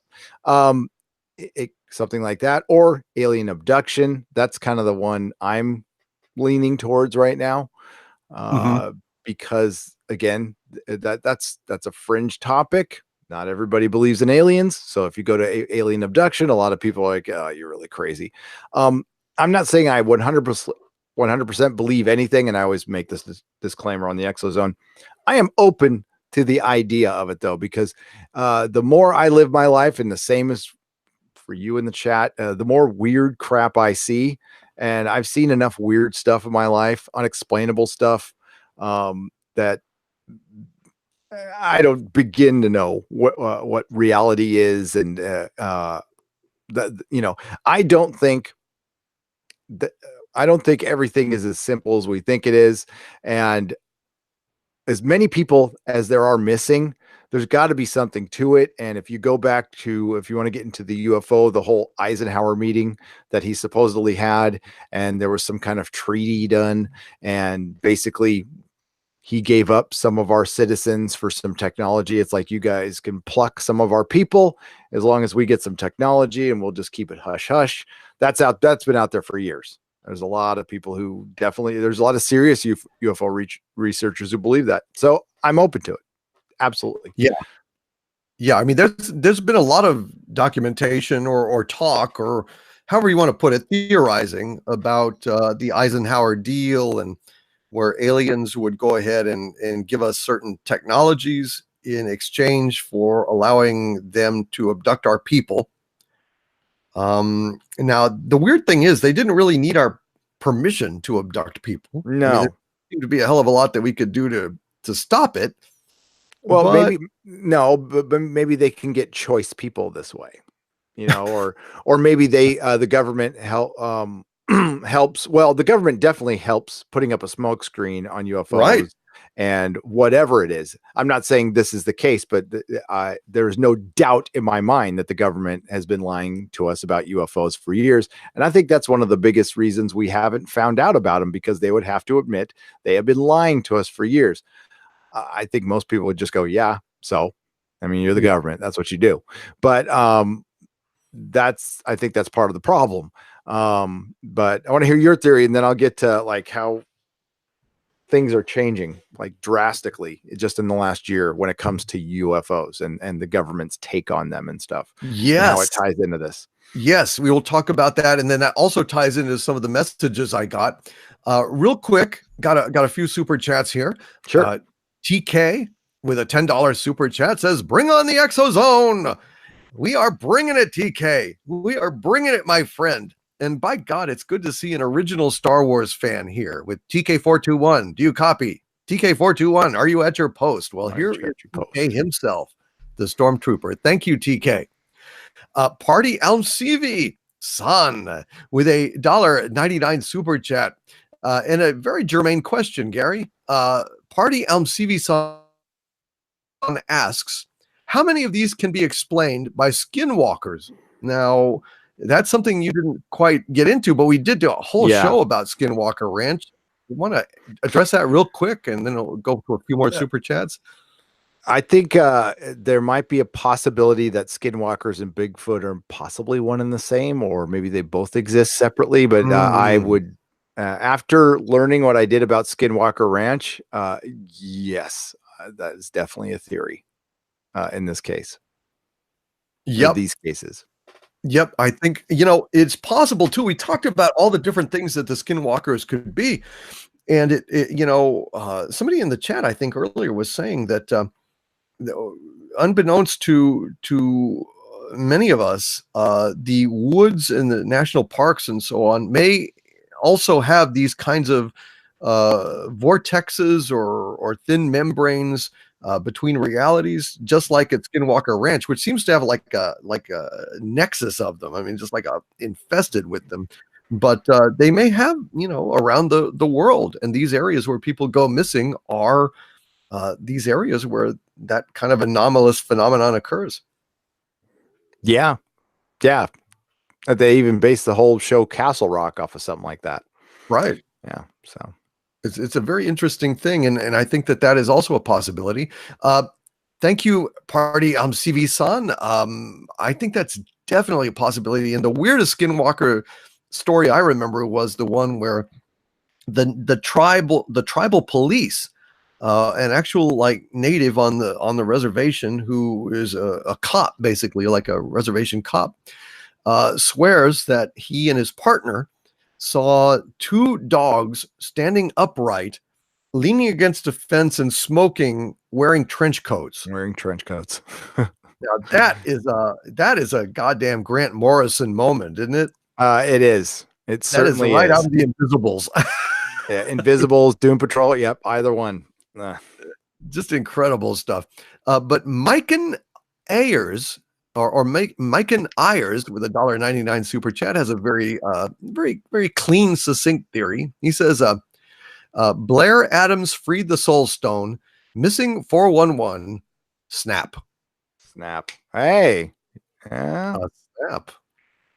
A snap moving across time and space, so it spans the decades, and all people across time and space vanished in that snap. That's a weird idea. Mike, how about some giant universal reality correction, like this person's not supposed to be here, like a change in the program, a glitch in the matrix.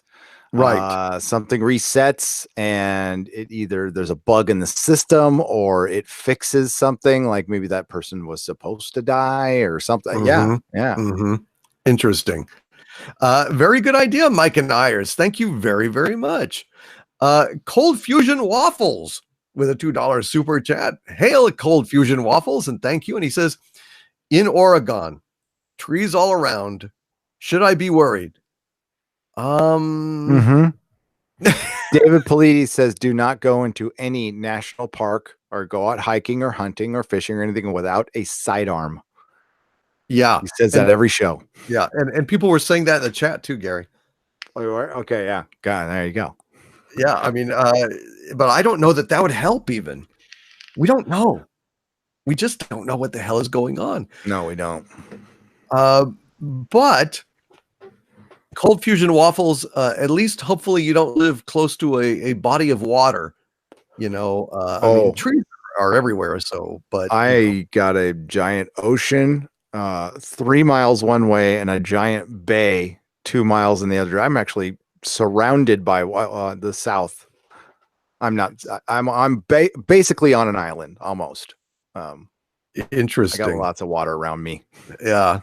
So you are a sitting duck, sir. John Snyder says, stay home.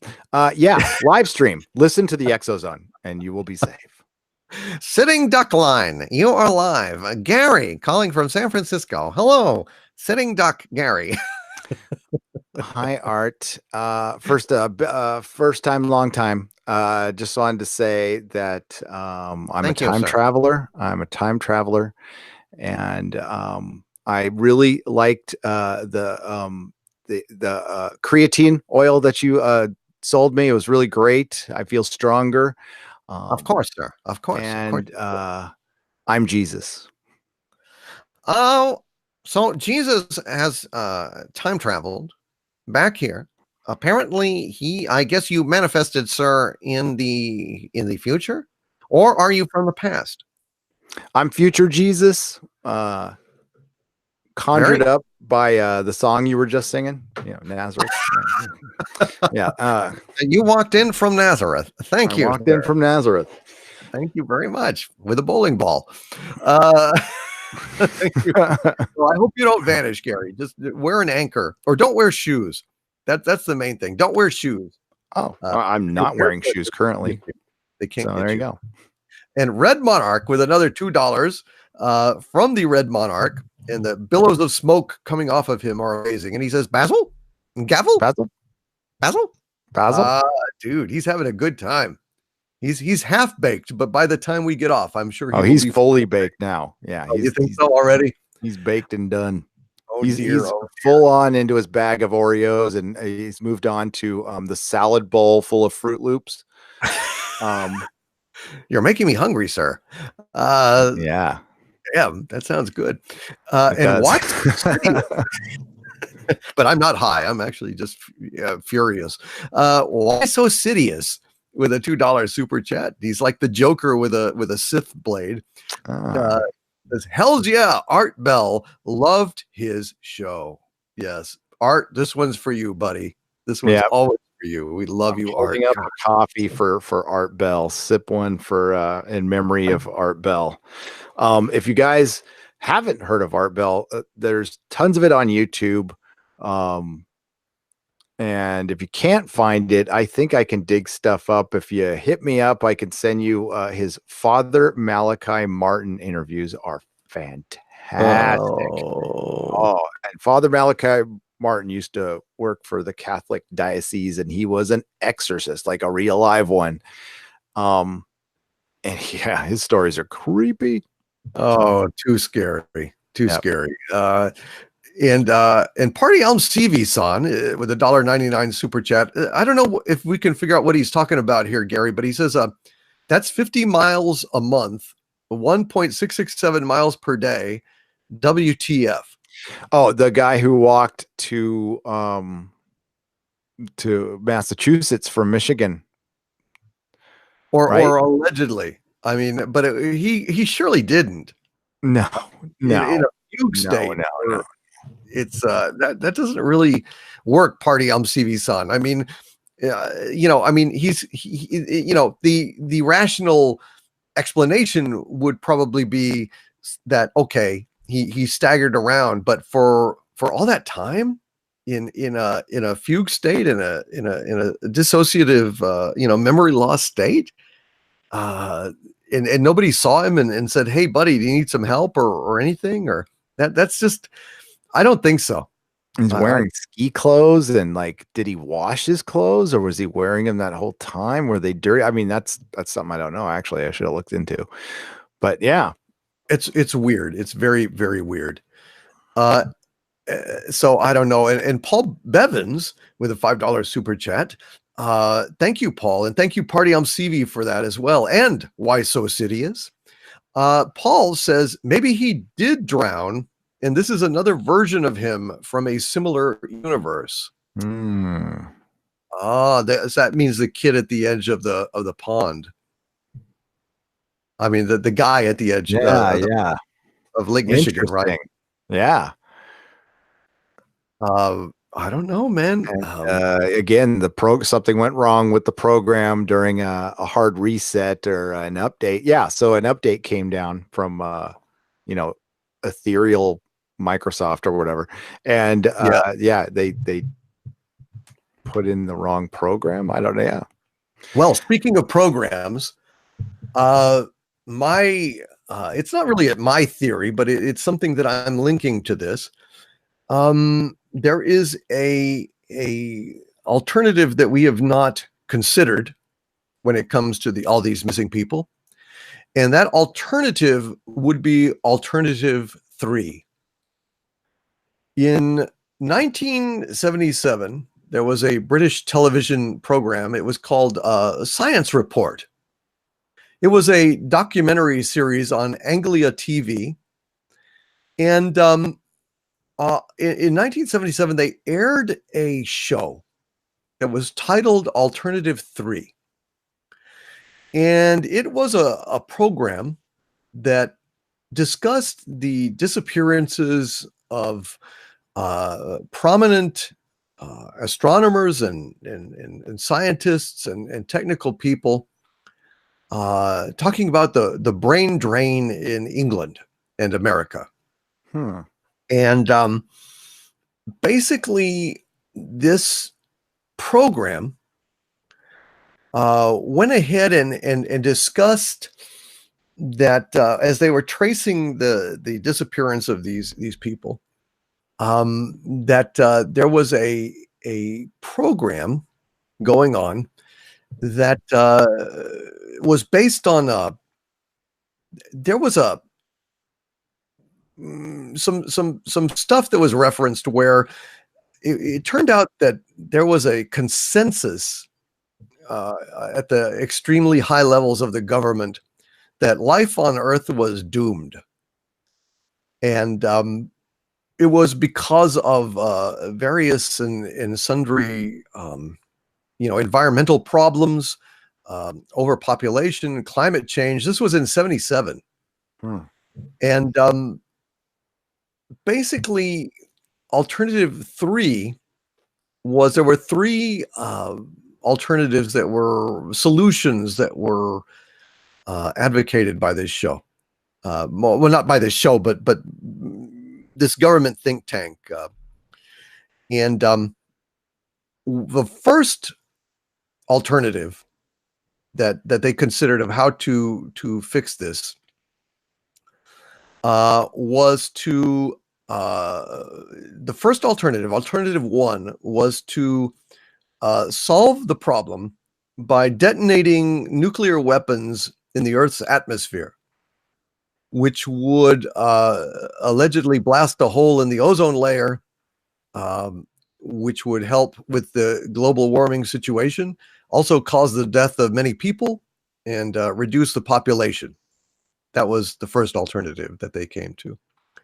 The second alternative was to fix the problem by constructing underground shelters for protections of the elite, those in government and those deemed important enough to survive until the collapse had happened and a mass extinction had gone on the surface, and then they could go ahead and go back up and start anew.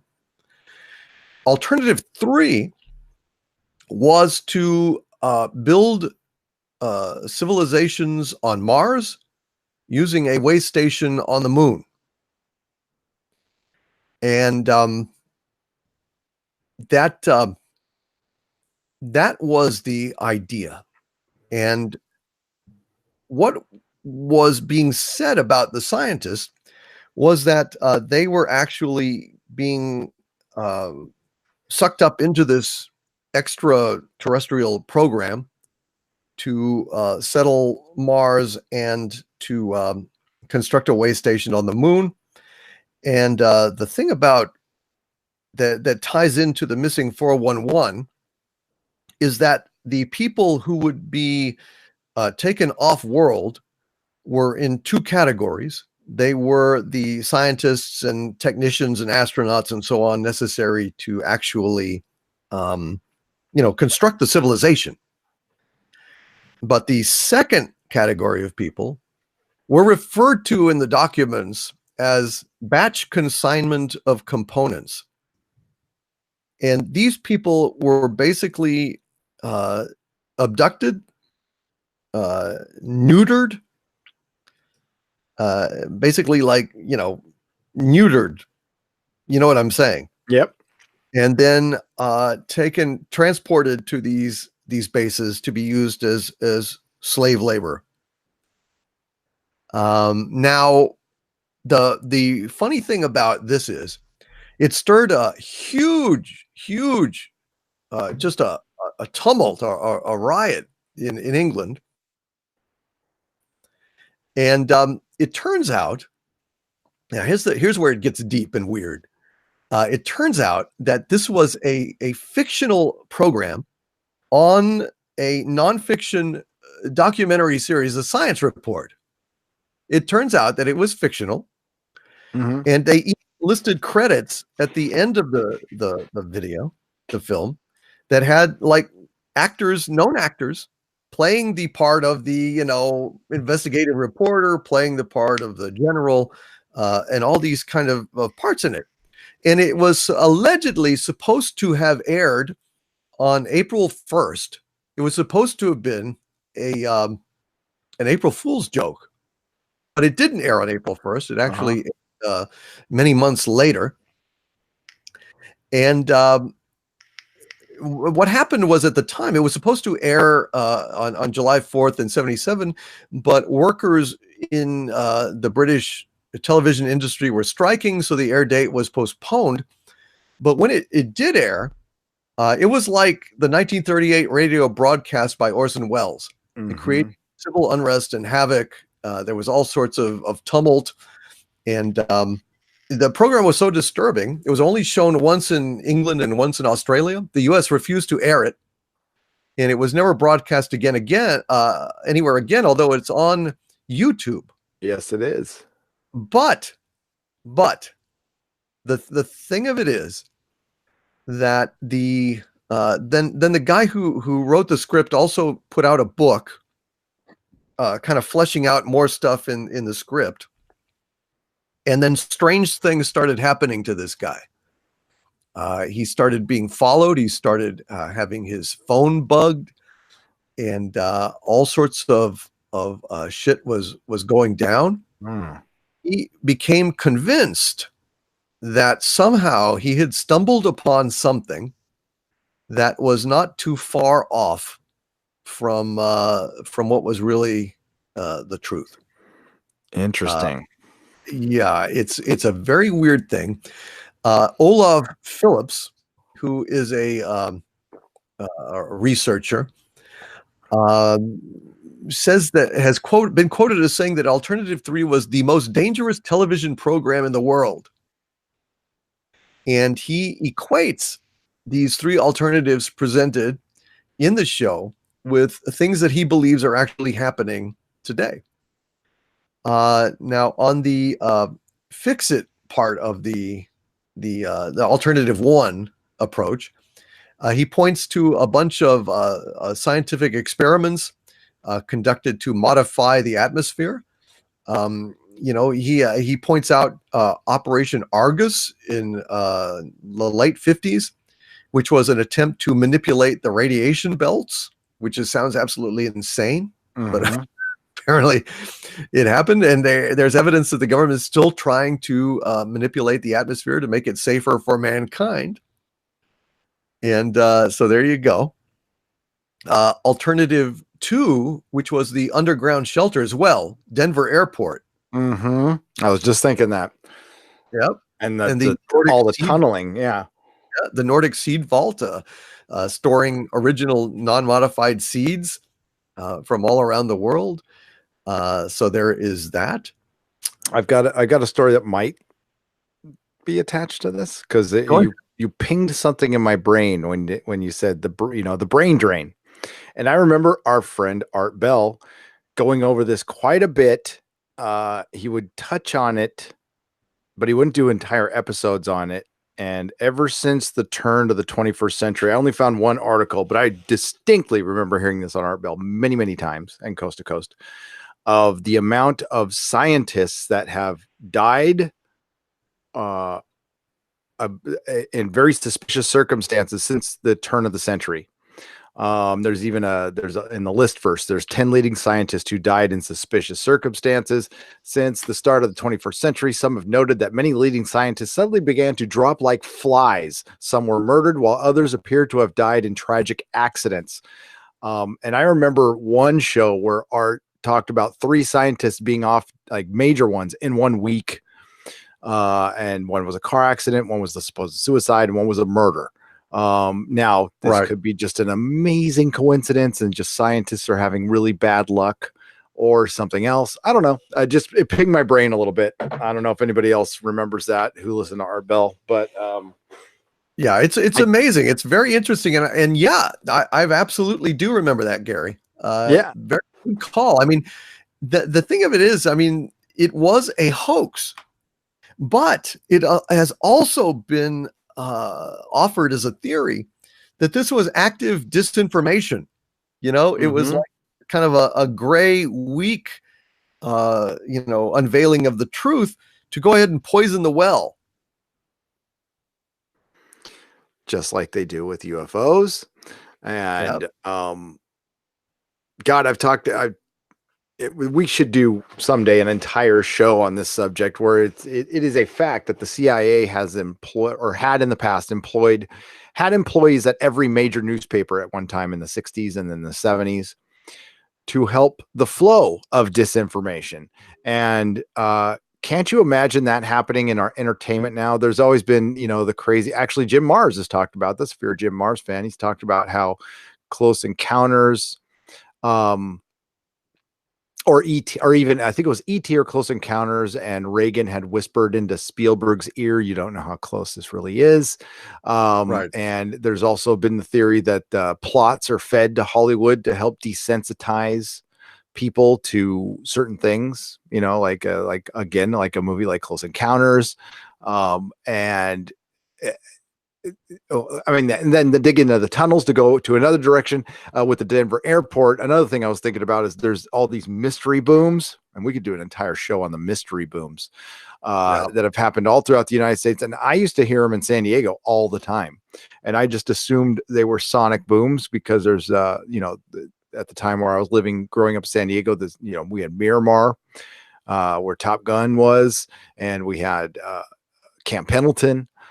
Thing is, though, we'd get them in the middle of the night, and the mystery booms have been going on since the 80s because I used to hear them hear about them on the news in San Diego. And they're basically these giant rumbles. They're like earthquakes, but there's no seismic activity, which could be underground explosions, drilling, whatever.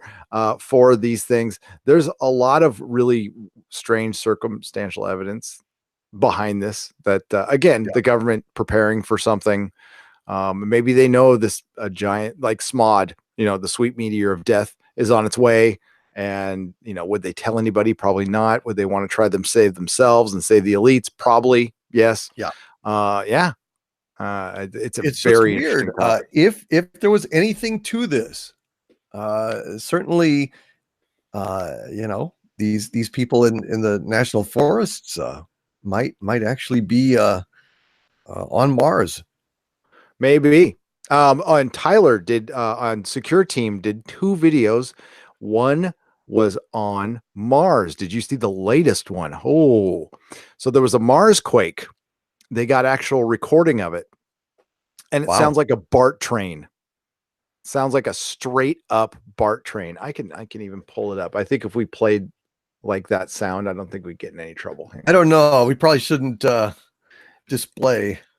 Oh, I'm not going to display it. I was just going to play the sound. Yeah, go ahead. Yeah. So let me find give me just a second. I'll go to security. Sure. I'll do some super chats here while we're waiting.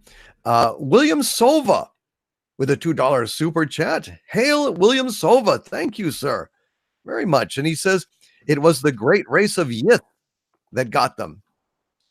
Harvey, what do you think of that? Those damn Yith. Yeah. Harvey. Hey, man. What's up, dude? I'm stuck in a containment field. Don't even. Anyway, the Yith, man, they're real a-holes, dude. They are a great race. Yeah, don't believe that. They're sleazy, man. They you can't trust them. They'll knife you in the back. Hell, I think after tonight, I think Arya was a Yith. Yeah, she sprang up out of nowhere, like Stingray in Cobra Kai.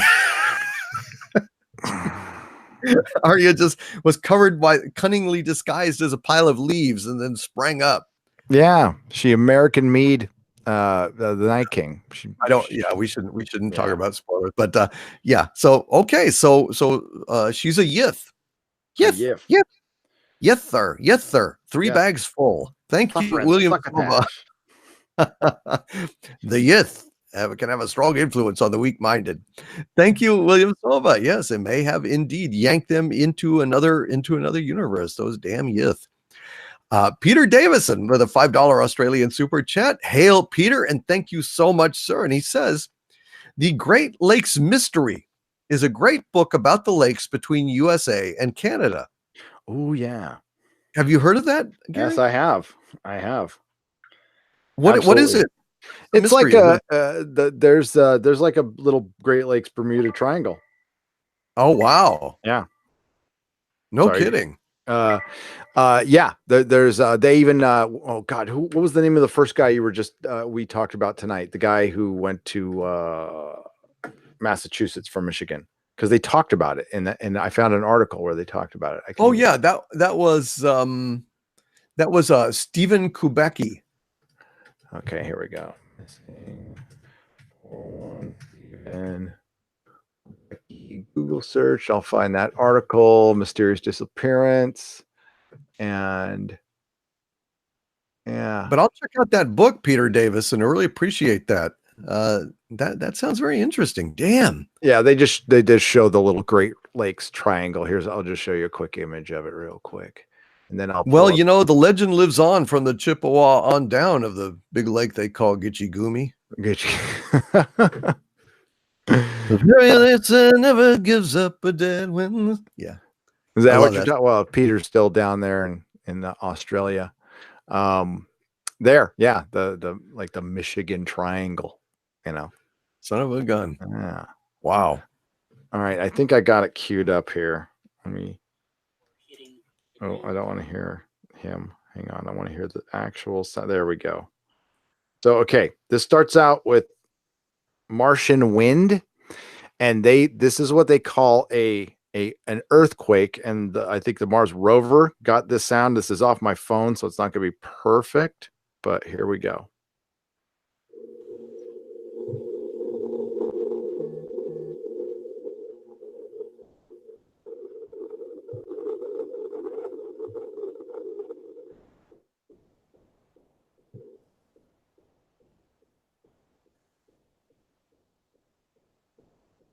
That was Martian wind? No, that was. So here's the sound again. What first you hear is just Martian wind, but then you get, here it comes. And it's hard to tell on my phone. It sounds exactly like a BART train. Weird. And Tyler goes in. This is on Mars, and he goes into all the tunnels and the glass tunnels with Richard Hoagland, and yeah, just everybody, after of course you listen to us, go to Tyler's latest video, listen to that, and if you've ever been in a subway, if you know the BART train at all, that's freaking what it sounds like. That's not an earthquake. Wow. And then there's some blips after it that my phone really can't tell, but there's some like really loud, and they sound metallic, and it sounds very metallic. And Tyler in this video shows some of the glass tunnels that I've never seen pictures like this before, were amazing. And it's like, God damn. So his whole theory was that Mars was forced underground, and maybe a similar fate has happened to us, because Mars used to be Earth-like. There is giant ocean beds and river beds there. Tyler also points out some what they first thought were impact craters, but it looks like they're implosion craters. So something exploded underneath, creating like a depression, and then he compares it to a couple of areas where we've done that here on Earth for mining and stuff. There's also another video that this amazed me. I think what was I doing? I was listening. I might have been, I don't know. I was watched a couple of your videos. I was up late working. God, I have a couple videos to do now, and yeah, Tyler, yeah, right.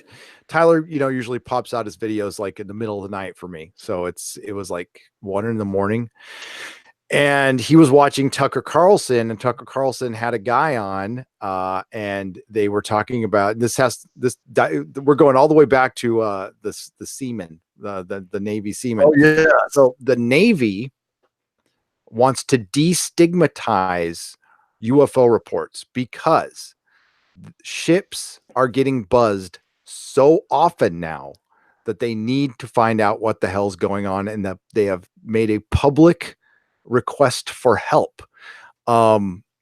This, and if you consider this with the big announcement of the Tic Tac UFO from a couple of years ago that made the New York Times, that really went over really underwhelmingly. Like, the government came out and said, yep, we've been investigating UFOs, and here is some footage, some actual footage, and people still didn't believe it. And I'm like, the New York Times printed this, not that they're, listen, they're not they're not the gray lady or whatever that they used to be, but The government admitted it. Harry Reid said, yeah, I was one of the people who helped fund this thing. And we're definitely looking into it. And they still are. They haven't stopped. But then they bring this guy on, and he's all the guy Tucker's interviewing. He says, yeah, the Navy wants to destigmatize reporting for UFOs, that, they don't want to, because they really need to know what's going on. There's something going on with our ships getting buzzed with things that are being clocked at a speed of 15,000 miles per hour. So the guy being interviewed says, well, there's one of three possibilities, and none of them are good. First possibility is Russia and China have leapfrogged us technologically by decades, maybe a century, because we're talking 15,000 miles an hour. And if anything, nothing living from our planet could survive in that unless there's like an anti-gravity field in there. Otherwise, you would just be jelly. I watched The Expanse. And the second possibility is it's our stuff, and for some reason we're not telling the Navy, which I would find extremely hard to believe. Like, somebody high up would know, and it wouldn't cause the Navy to publicly ask for help. And then the third possibility is it's a civilization from somewhere else, be it another planet, dimension, bottom of our ocean, who knows. And then Tyler goes into, how only 90% of our ocean has ever, or not 90, 10% of our ocean has ever been explored. We know nothing about anything down there very much. And he starts talking about The Abyss, which is a great movie. I love it. He was talking about watching that the other night. Yeah. So, just definitely watch those videos. And I think, disclosure comes up. What does this got to do with missing 411? I think we're closer. I still doubt it, but in our lifetime, we're never going to get a president coming out and going, UFOs are real, and we don't know what the hell's going on. I think they're just going to drip it out. And it's just going to be, because, and we talked about this last ExoZone. There's so much evidence out there. This is a big ass universe. Yeah. There has to be life there. I mean, they're finding planets in the Goldilocks zone in the, practically thousands now. And I'm sure it's millions. They've done the math. And yeah, I think it's time to start really considering that maybe we are getting visited. Now, how far, have they contacted our government? Are they here? I mean, those are things that can be debated. To me, I fully believe something's out there. Could there be multiple races out there? Could some of them be bad? Could some of them be plucking our people? Well, there's that whole cattle mutilation thing that hasn't really been solved. No, and thing is, it's just not hot in the news anymore. It's still happening. It's not like it stopped happening. It's still happening. But it just isn't news anymore because we can't really solve it because we don't know what the hell's going on. But it's, it is amazing. It's a hell of a time. And you talk about that the Navy is putting out, calls for assistance and no longer, denying that their sailors are seeing things. And that ties into a message I got from Osvaldo Franco about 6 hours ago. And he says a lot about what's been going on in secret regarding the strange missing murdered people in the national parks will start coming out soon and will be related to the coming disclosures on May 31st, 2019. He says one of the things that will slowly come out is that the national parks have areas that are equivalent of the Skinwalker Ranch, and all that crazy shit is related. And I asked him, well, what disclosures are coming on May 31st? What are you talking about? And he replied, and he said, there are coming huge major development in the field of ufology and UFO UAP research on May 31st, 2019. The History Channel has announced a 6-part miniseries called Unidentified Inside America's Secret UFO Program. That's the guy that Tucker Carlson had on. The guy who's involved in that show. And when you're done there, remind me to talk about UAPs. Okay. He says it will show for the first time ever 6 of the best UFO videos ever in history, officially declassified by the DoD, up close, clear, and with official chain of custody. They will also show artifacts recovered from UFO events, landings, crashes, etc., and the results of the experiments done on those artifacts.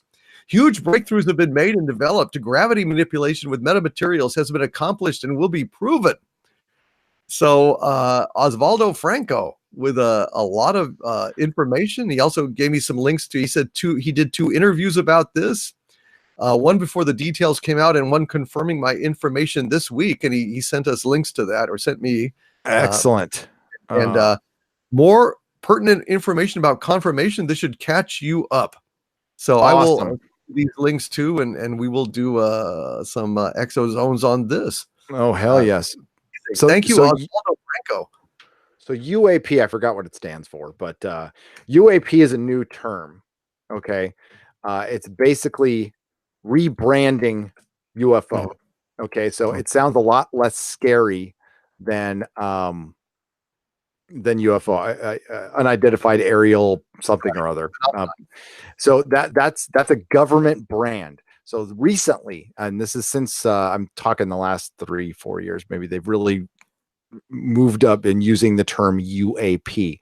That is a deliberate choice by the government to help. I think UFO is a term that still gets a lot of reaction. So I think the government recognizes this, and I think the government wants to destigmatize this.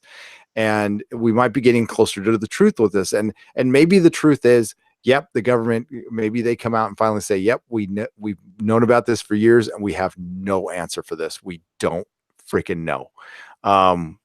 And Richard Dolan just recently did a live stream on this very topic. And it's weird, the synergy in this, because what was the title of our last ExoZone last week was The Reality of UFOs. And what I meant by that title was like, we talk about it for fun here on the ExoZone, but let's talk about it like seriously. Let's just take a moment and consider, have your mind open, which many of you do, and think about like, how would it affect your life if you got 100% confirmation? And it's a trippy thing. I think it would absolutely affect everybody. People would look at life differently. You'd wake up. I think of a hitchhiker quote that I'm going to just paraphrase. Does it really, cosmically speaking, matter if I don't get up and go to work? I mean, right. It changes perspective. It's absolutely not life shattering, life rocking. And it's funny that Richard Dolan had put out a video 2-3 days after we did that ExoZone, talking about that very subject, the reality of it. And, I definitely recommend subscribing to his channel. He's top notch. So May 31st, when they're, who sent you that email again? I want to get his name right. Osvaldo Franco. Osvaldo. Osvaldo Franco. Osvaldo. I will be at Contact in the Desert on May 31st when that stuff gets announced. So that's going to be, and hopefully you can do some exozones with me and I can report live from Contact in the Desert, which is basically like the Comic-Con of UFOs. It's in Indian Wells, California, which is close to Joshua Tree in Palm Springs. Got my tickets. Mrs. Nerdrotta cooked me up with a place to stay, and yeah, it's gonna be fun. It's gonna be fun. Damn, sounds good. I'd love if you could make it, but I know like getting out from the center of the earth is difficult. I understand. Well, it is, but maybe we'll see. Well, I'll think about it. Yeah, that sounds that's awesome stuff from Osvaldo. Yeah, it really is. And also we had Mr. Powerful 100 who said, well, it ain't aliens from Mars. Maybe CIA agents consumed by absolute power dressing up as alien beings to try and pull off one of the biggest hoaxes of mind control ever. And Satanists need bodies for their sacrifices to their false gods. That's actually real. Millions go missing directly from Satanism. I used to believe that aliens existed, but I didn't until I didn't anymore. Bill Cooper, amazing government whistleblower, believed and then through deep research realized we were all being played for dummies. The videos look all fake. Come on. Government doesn't reveal its tech to the public, so please don't assume they don't have the tech without 100% facts. And he says, until you or I are having a beer with an alien from Mars, do not believe, and even then I wouldn't trust it. He says, I have seen evil spirit with my own damn eyes. There is no feeling like it, like being in a room with a hungry lion 2 feet away. The hate and anger emanating from it was mind-blowing, and the hate felt ancient. It felt so much more powerful than me, like I was an ant. I just thought that that was a fascinating thing, like a hungry lion 2 feet away. I don't think the two are mutually exclusive. Yeah, I think you're right. It's fascinating stuff, dude. It's such an amazing chat, you guys. So many amazing messages and God, I think we have the resources of the universe at our disposal, Gary. I think there's out of here any answers we want or in the chat. We just have to ask. But we've got a bunch of super chats here I want to get to real quick. We've got Cardinal Sin, who is one of my legionnaires with a $9.99 super chat. Cardinal Sin, I not only want to thank you for that super chat, but I want to thank you so much for the stuff that you sent me just the other day. Man, I am digging that. Absolutely sent me just some wonderful stuff, and I want to thank you so much for that, my friend. And he says, Hail Doomcock and Gary. Before David wrote the 411 books, he was an unabashed Bigfoot researcher. Mm-hmm. What do you about whether these people have been taken for breeding purposes, perhaps, by Bigfoot? Well, I don't. You mentioned that earlier with that tribe, right? That they wouldn't let their women out because Bigfoot was interested, and someone in chat said that. Yeah. I don't put it past the government to be doing that. I mean, I'm the last person in the world who believe anything from our government. And I certainly don't think they'd tell us about technology. I just don't think we'd have anything that goes 15,000 miles an hour.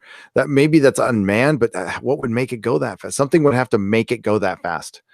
And yeah, I mean, it would have to, it would have to also have, gravity dampeners.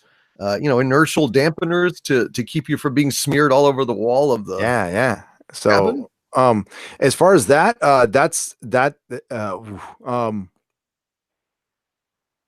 working with, I think if plural, the big feet, a Bigfoot are real. Right. My belief is that they're few in number. Mm-hmm. And incredibly intelligent, and probably a little more cohesive with the planet than we are. I mean, I fully believe that there was some skullduggery and mucking about with our DNA in the past, possibly, because there's a lot of weird, why do we have back pain? Why do we get cancer? Why do we wear clothes when we evolved? Why did we evolve out of having, there might be scientific explanations for this. There's just some evidence to me as a non-scientist that show that we are not super cohesive with this planet. Now, yeah, we are not engineered for survival. No. With the elements and holy shit, we are not at all. How did this happen? It's very weird. And oh God, I can't remember who brought it up on Art Bell about back pain, about like how there's so much back pain with a lot of people, and how that has something to do with maybe our species wasn't meant to be on a planet with the gravity that this planet does. Maybe, that was just an out there theory that I heard. I'm like, that's interesting. Cause it was, I can't remember who it was now, talking about how it was a great Art Bell show. And next time I do the ExoZone, I'll have the name, but he really goes in the weeds about like how humans are just not fit for Earth. Like Right. There's nothing, like we would be dead if it wasn't for our shelter and everything. He's like, well, everything else here, if you go through this theory of evolution, all living things around here adapt to their surroundings or they die. Mm-hmm. So maybe we were meant to die off and we became conscious. Well, okay, how did we become conscious then? Did something help us? Just a luck of the draw, maybe. Of course, maybe. I don't know. I do know why we have back pain, though. Why is that? What is the law? Not no. to all fours. No spill blood. Yes. Right? Yes. What is the law? We obey the law and our backs hurt. And our backs hurt.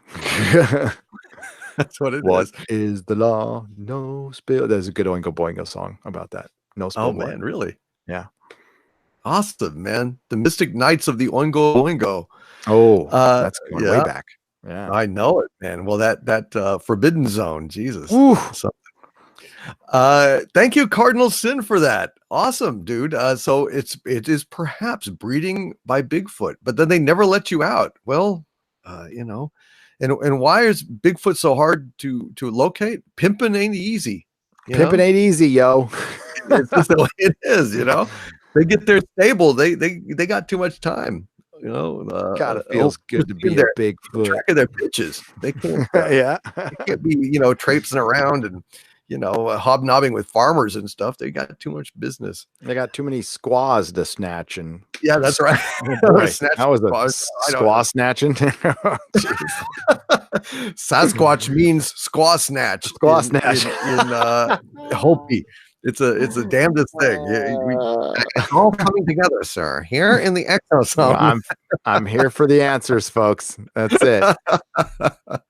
Oh dear. Dear. You don't want to get Sasquatch means squaw snatch in Navajo language, actually. Not Hopi. There we go. It's all coming together. And may I say, human growth hormone has done wonders for me. East of the Rockies, John Gwensel with a $5 super chat. Hail, John Gwensel, and thank you, sir, for being on the ExoZone. And he says, Overlord DVD, what is the best, if any, mysterious story you have heard located here in the Austin/Central Texas area? Also, hi, Gary. Hi, Gary. Hi, Gary. Hi, Low. Formerly, hi, Gary. Oh, yeah, that's right. Now he's flat Gary. He's stable Gary. He's a family man, Gary. Leave me alone. I'm a family man.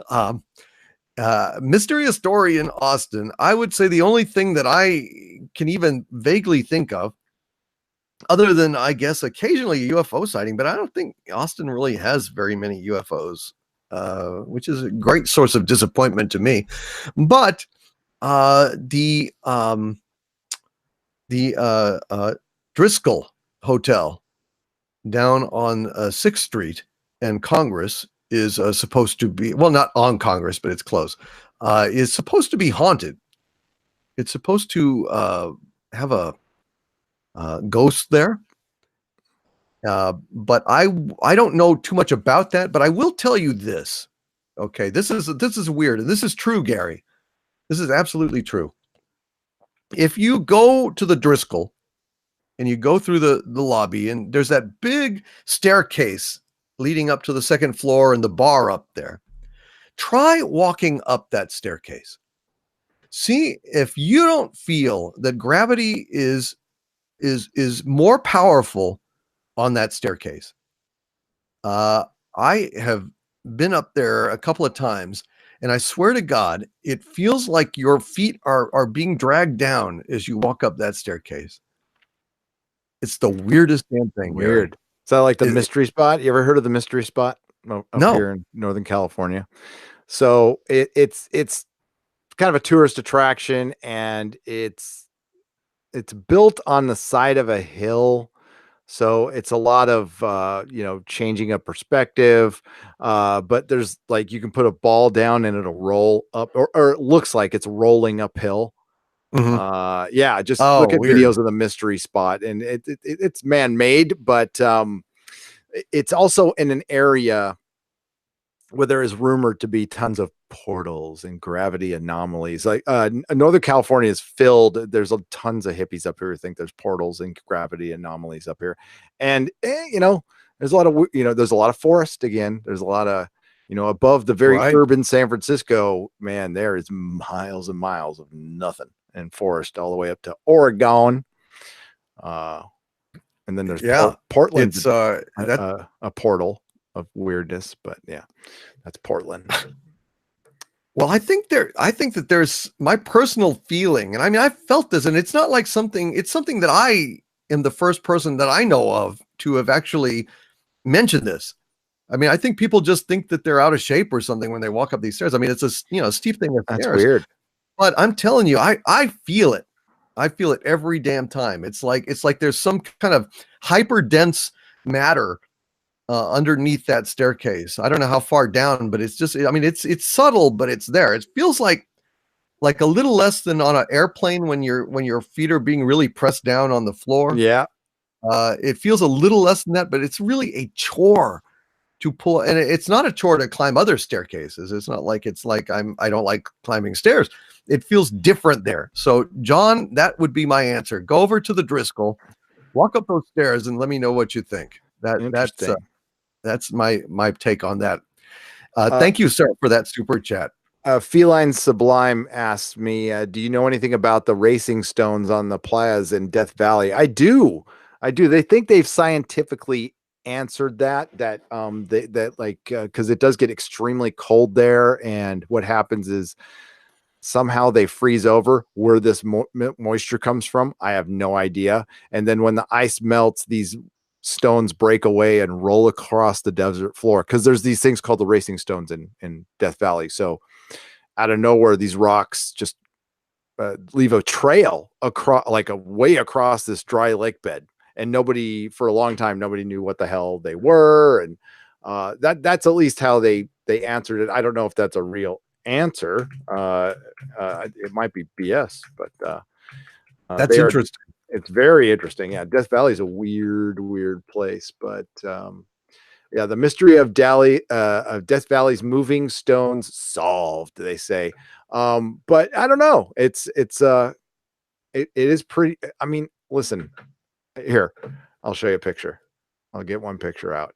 It's hard to believe that this thing took a turn, and that's from ice. But what do I know? I'm just a guy on YouTube. Oh, come on. Share screen, will you? Sorry. Give me just a second. Boom, boom, boom. Share. Oh, weird. Matches Burns, while you're pulling that up, says, Doomcock, I did a Google search for the Driscoll and staircase. Did you know apparently a girl fell down that staircase and died? The staircase there and died. I bet it was that one. Damn. Maybe it's haunted. Yeah, I have a hard time believing that this one stone. I mean, if it's round, sure. If it's like this one, that looks like a pretty straight path. Okay, that's a pretty straight path right there. Well, it bends at the end there. That one bends right there. Look, that one. Look at how far it went. Whoa, that's crazy. Wow. Yeah. Weird stuff, sir. What's really crazy is imagine driving like 16 hours to see that. I mean, it's cool and everything, but pictures will suffice. I drive out all that way, sir. That stone better jump. It better frolic. It better be the frolicking stones if I'm going to drive the way out there. In my opinion. But sailing stones. Sorry. Skipping stones. Yeah. Throwing stones. Beep, beep, beep, beep, beep, beep. El Berzadente is here with a 10 euro super chat. Thank you, El Berzadente. And he says, whenever I hear a recording of a supposed Bigfoot call, I always imagine it's another guy also trying to find Bigfoot, answering calls of another guy trying to find Bigfoot. Maybe. And they all come together and think, oh, God dang it, Earl. What the hell? Thanks, Earl. I have an idea for a show. We'll have to do it on OBS because we'll need sound for this one. But we should do it an EVP show. Like that would be good. I could find some of the best EVPs on the net and we could play those and yeah. I can I can even find mine. I've got one for my house. Oh man, that would be good. Poor guy. I'm sorry that you like went out there with that digital thing. I think it's just that's just unfortunate. Yeah, I just needed to use tape next time because that place was creepy and there's no way something is around for God, what 1300? It was built in 1300. So how? Yeah, it's 800 years old. I mean, yeah, right. Somebody died in that castle in Italy, in Sicily. That's gonna be a hit. There's gonna be a hit. Yeah. Sometimes there's gonna be a hit over there during all that history. Gabrazzi's swimming with the fishes. You gotta go ahead and you gotta get a pizza. You gotta go pizza, and then you gotta kill somebody. That's a Sicilian way. Anyway, thank you very much, El Berzadente. I think that's hilarious. It's just like quack quack. Doomcock. Quack quack. Quick analytics report on our hour-long live stream that we did. It was 58 minutes, 17 seconds. Since we got off the air, we've gotten 30,000 views. Oh my God. Yeah. For an hour live stream. Jesus. Yeah, that's a damn near a record for me. So wow, I hope they will come and subscribe to my channel. I hope so too. Well, the ones that gave thumbs up, this might be the most thumb down video I've ever had. But is it a lot of? Yeah, it's okay. Even with all those views, so people are coming to bash on it. Then yeah, I understand if they don't hear the context of our argument, but it's still interaction, so it is all good. Believe me. It's not hurting the channel at all. It's actually 67%. That's still okay. So what do we got? We got 753 likes, 365 dislikes. So it's 60, it's not quite a lot of dislikes. I guess a lot of dislikes.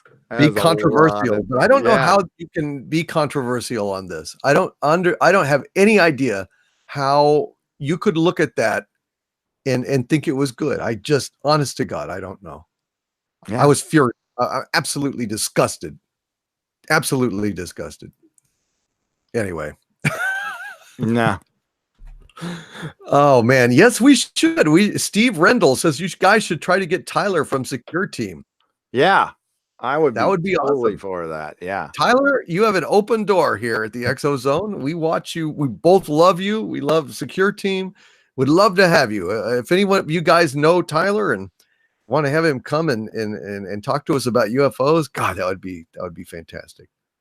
Absolutely fantastic. Yeah, that'd be great. And he's usually up late, so yes.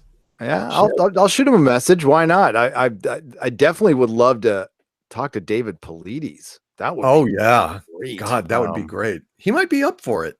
Yeah, I mean, why not?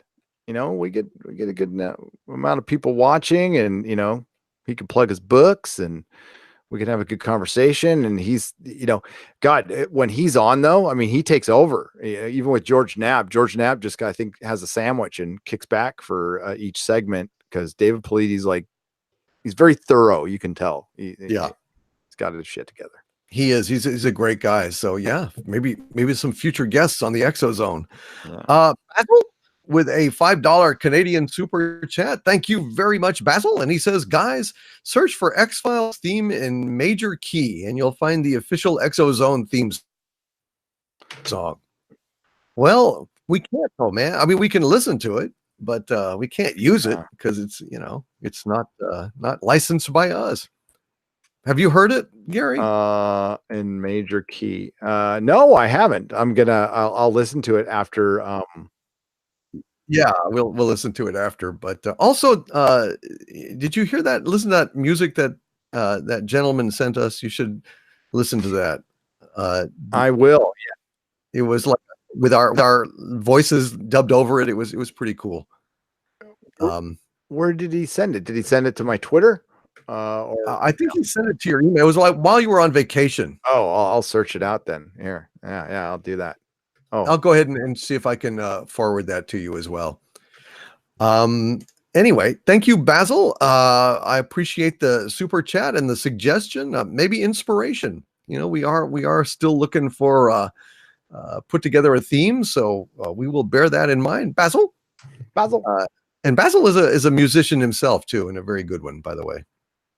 Nice. Just to let you know. Thank you, Basil.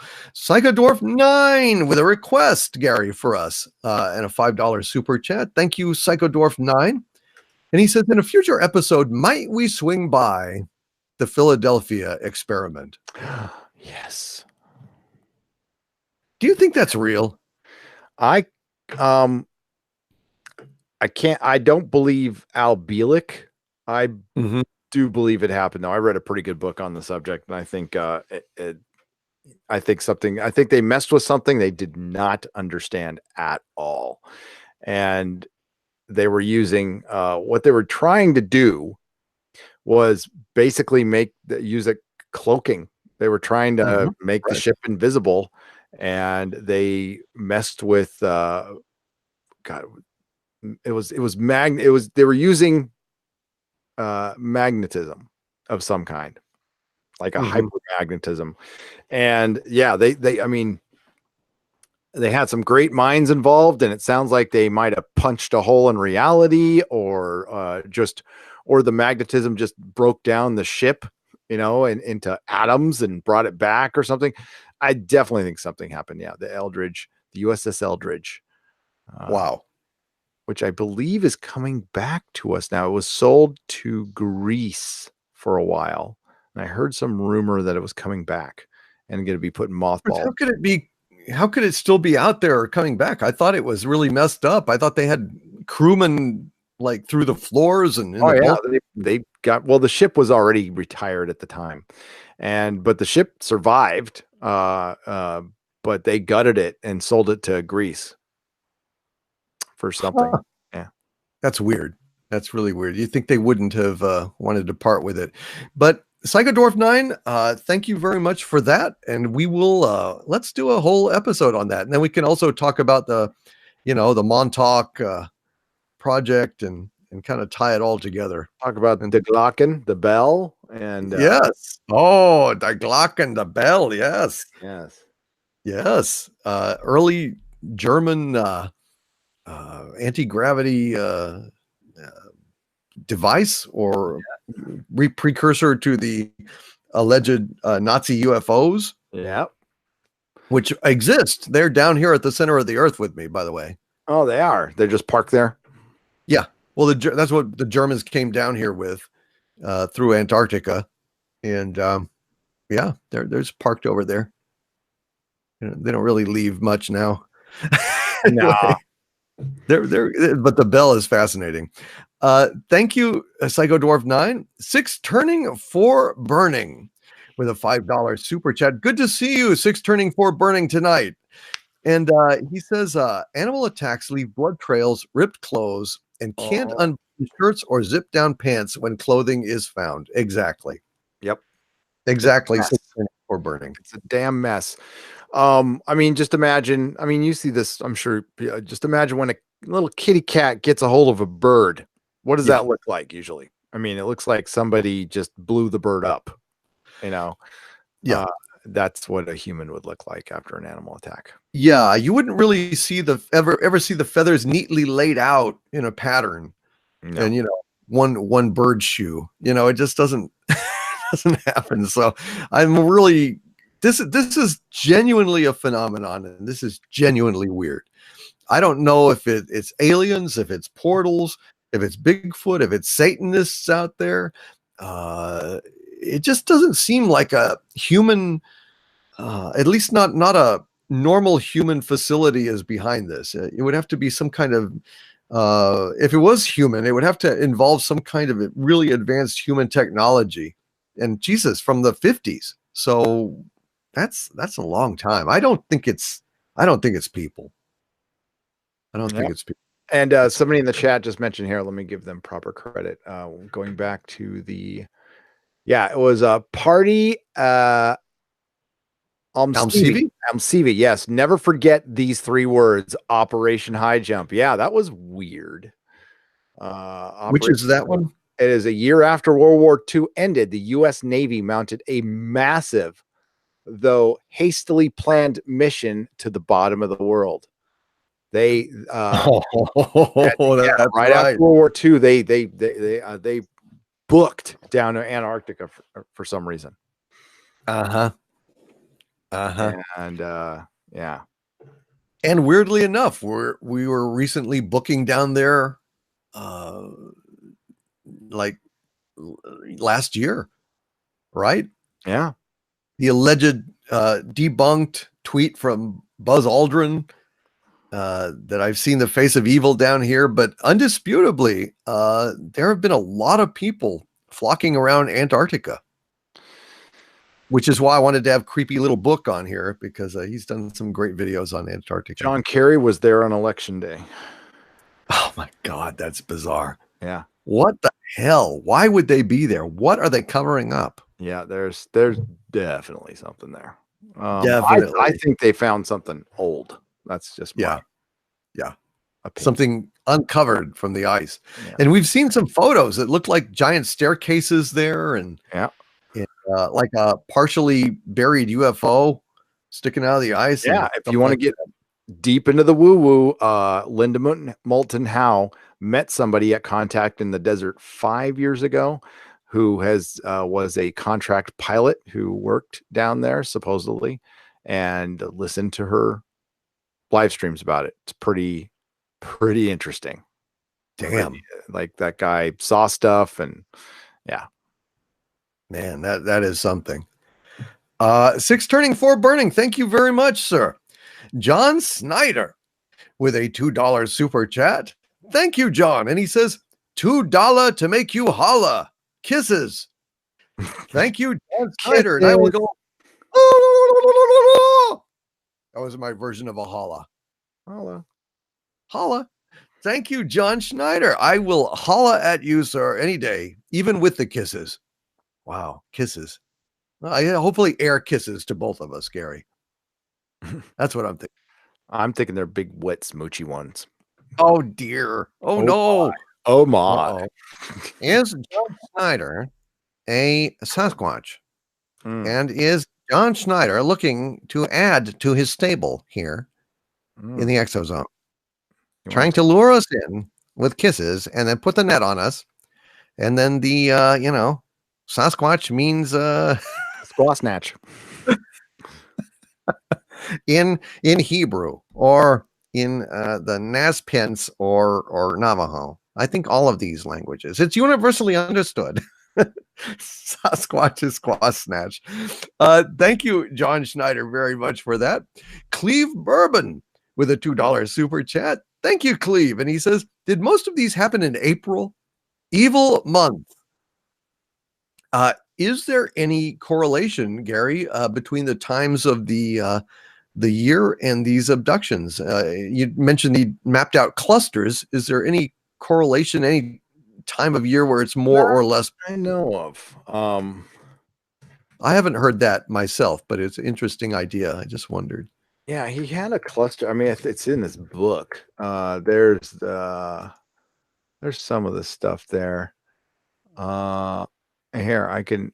Is this just learned of missing 411 live? Making sure I'm looking at the. Yeah, this is a better cluster map. I will show you guys. Batzel says, keep watching the skis. I mean, skies. Ski. Yeah, the skis, they definitely figure in. They do. So there's a cluster map, and it's basically national forest until it gets to the East Coast. But look at that, like California, and see that big one. Oh God. Yeah, that's Yosemite, that's the Sierras. And then down here, and that's interesting, north of LA. And that's around the Grapevine and stuff like that. Now, who goes hiking up there, though? I mean, that's a whole lot of nothing. God knows. Yeah. Looks like Texas is relatively intrusion free there. Look at that. Yeah, it doesn't look like maybe they really don't mess with Texas. Good job, Gary. Good job. Yes, I think you're right. I think you're absolutely right. Michigan seems pretty safe, says Nyla Shadow.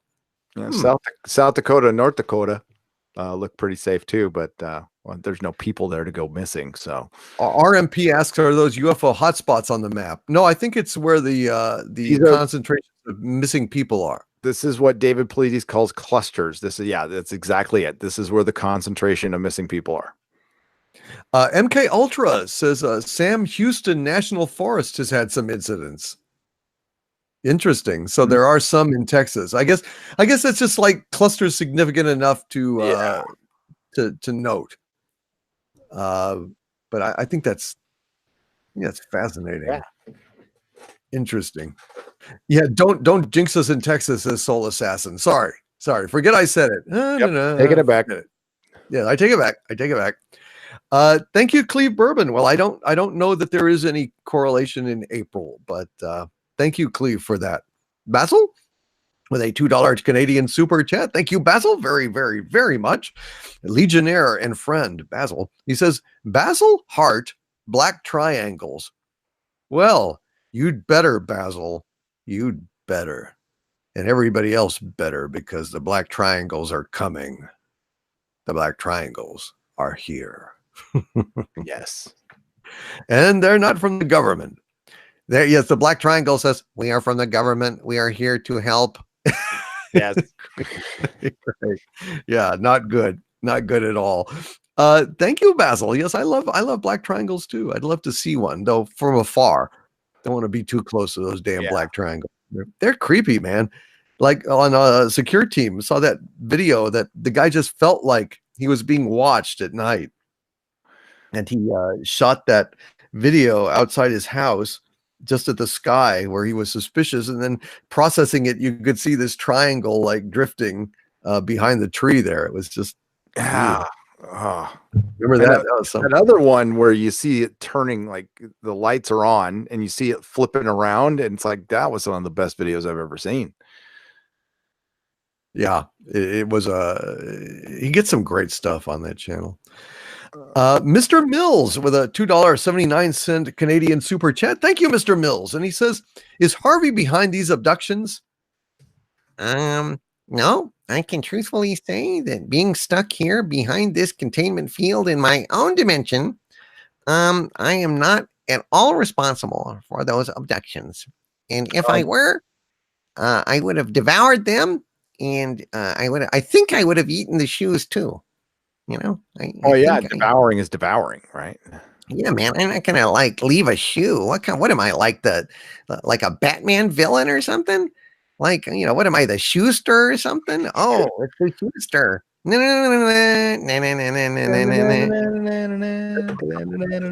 Some Nelson Riddle stuff going on there.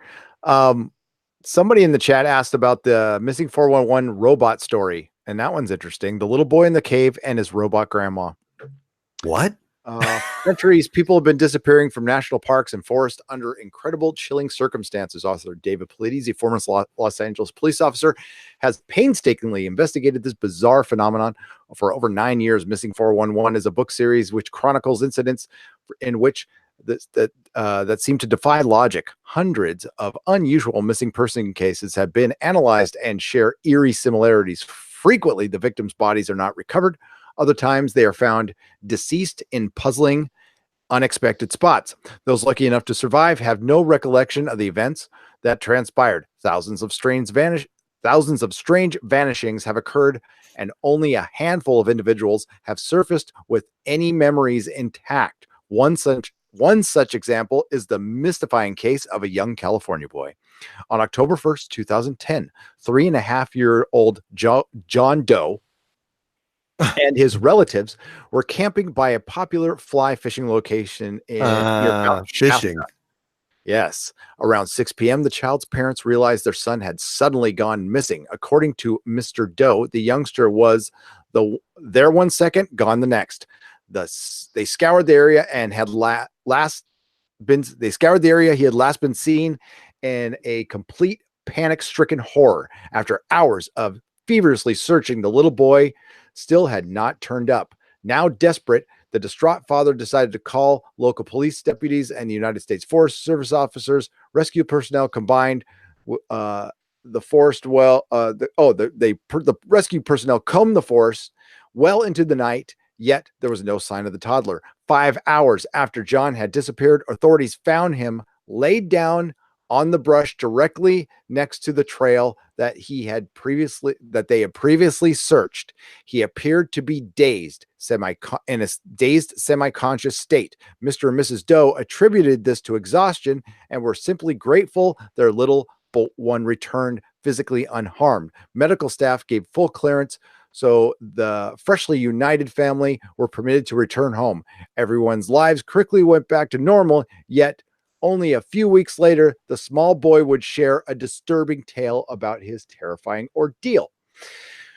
One day, John's grandmother, Kathy, who was called Cappy, was playing with her grandson. Suddenly, he looked towards her and said that he didn't like the other grandma, Cappy. Confused, she asked him what exactly he meant. John explained that while he was lost in the woods, he had been taken deep inside a mountainside cave by a woman he thought was Grandma Cappy. She led him into a cool, dark, spider-infested room filled with motionless humanoid robots. Scattered across the floor were dusty purses, guns, and various types of other weapons. And John anxiously faced his grandparent, he noticed an eerie light radiating from her head. In this moment, he realized he was not with real Granny. Cappy firmly instructed the boy to defecate on a piece of paper. When he refused, she became increasingly agitated and repeatedly requested him to do so. Eventually, the grandma lookalike succumbed to frustration and moved on to a different topic. Allegedly, she informed John that she had been planted in his mother's womb. She informed John that he had been planted in his mother's womb and was actually from outer space. Shortly after his extraordinary account, she took the boy back outside to the thicket and advised him to wait for help. Upon hearing this disturbing story, an outraged Kathy called her son and demanded to know what he was allowing her child to watch on television. Mr. Doe lamented that he had heard an identical recollection only a few days prior. Initially, the two chalked it up to overactive imagination, yet the more Kathy thought about, the more John's story perplexed her.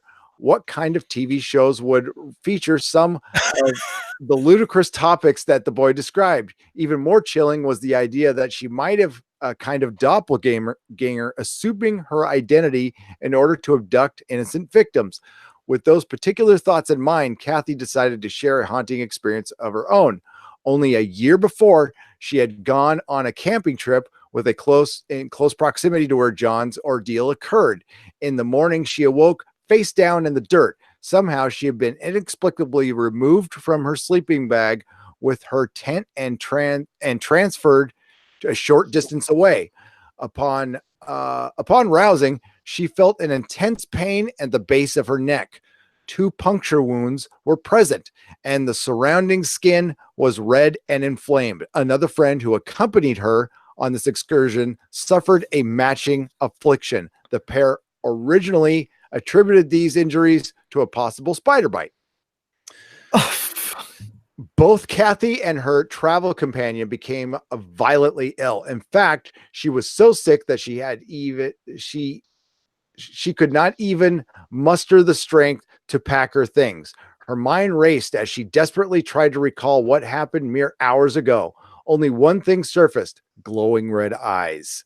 While she was drifting into a slumber, she remembered seeing several creatures gazing through the darkness. At the time, she assumed they were the product or they're produced by a herd of deer. Following the traumatizing outing, Kathy felt completely drained of her creativity and emotions. Several months would pass before she felt like herself again. Admittedly, Grandma Cappy would have dismissed her episode had John not come forward with the first-hand encounter. Legends and lore pertaining to Mount Shasta, yeah, Mount Shasta has a lot of weird stuff, have existed throughout the centuries. Indigenous tribes people chronicled a fallen race of prehistoric giants that were said to inhabit the region. Others claim beings known as Lemurians used local caves as entrances to their underground crystalline city called Telos. Some allege a large energetic vortex is present within the territory in modern times. There are many UFO and Bigfoot sightings reported. Each year, 26,000 visitors flock to the revered mountain from countries across the globe. There has been alarmingly high numbers of curious missing person cases within this particular terrain. While John Doe's incident seems unbelievable, it's important to consider the odd history and happenings afflicting the area. An open mind may be the only thing that will finally resolve this age-old mystery. Oh my God. Well, Jesus, that I've never heard that. That is blown away. Oh my God. I did hear that one on George Knapp. I never heard that. Oh my God. That is just the most bizarre thing. Wow. Wow. Holy shit. That is amazing. Wow. I don't know. That is the weirdness. Defecate on the paper and the all the shit lying around and getting agitated. God, it seems more like something out of David Lynch's like Black Lodge. Yeah. You know? I mean, it sounds like those weird creatures, the whatever those beings are, the Black Lodge. God, that is absolutely astonishing. Wow. Weird stuff. I can't even, man, damn, that is something. Cold Fusion Waffle says, aliens using humans to breed half human, half aliens who poop starship fuel. Are aliens that green? They harvest waste from humans. Is that why aliens are so fixated on probing? That might be it. They might be environmentalist aliens. I think that Cold Fusion Waffles has put it all together. Waffles sound good right now. I'm kind of hungry. Oh, me too. Damn, Gary, thanks for that, man. That is incredible. And so yeah, when you said about the pooping on the paper, yeah, that was me.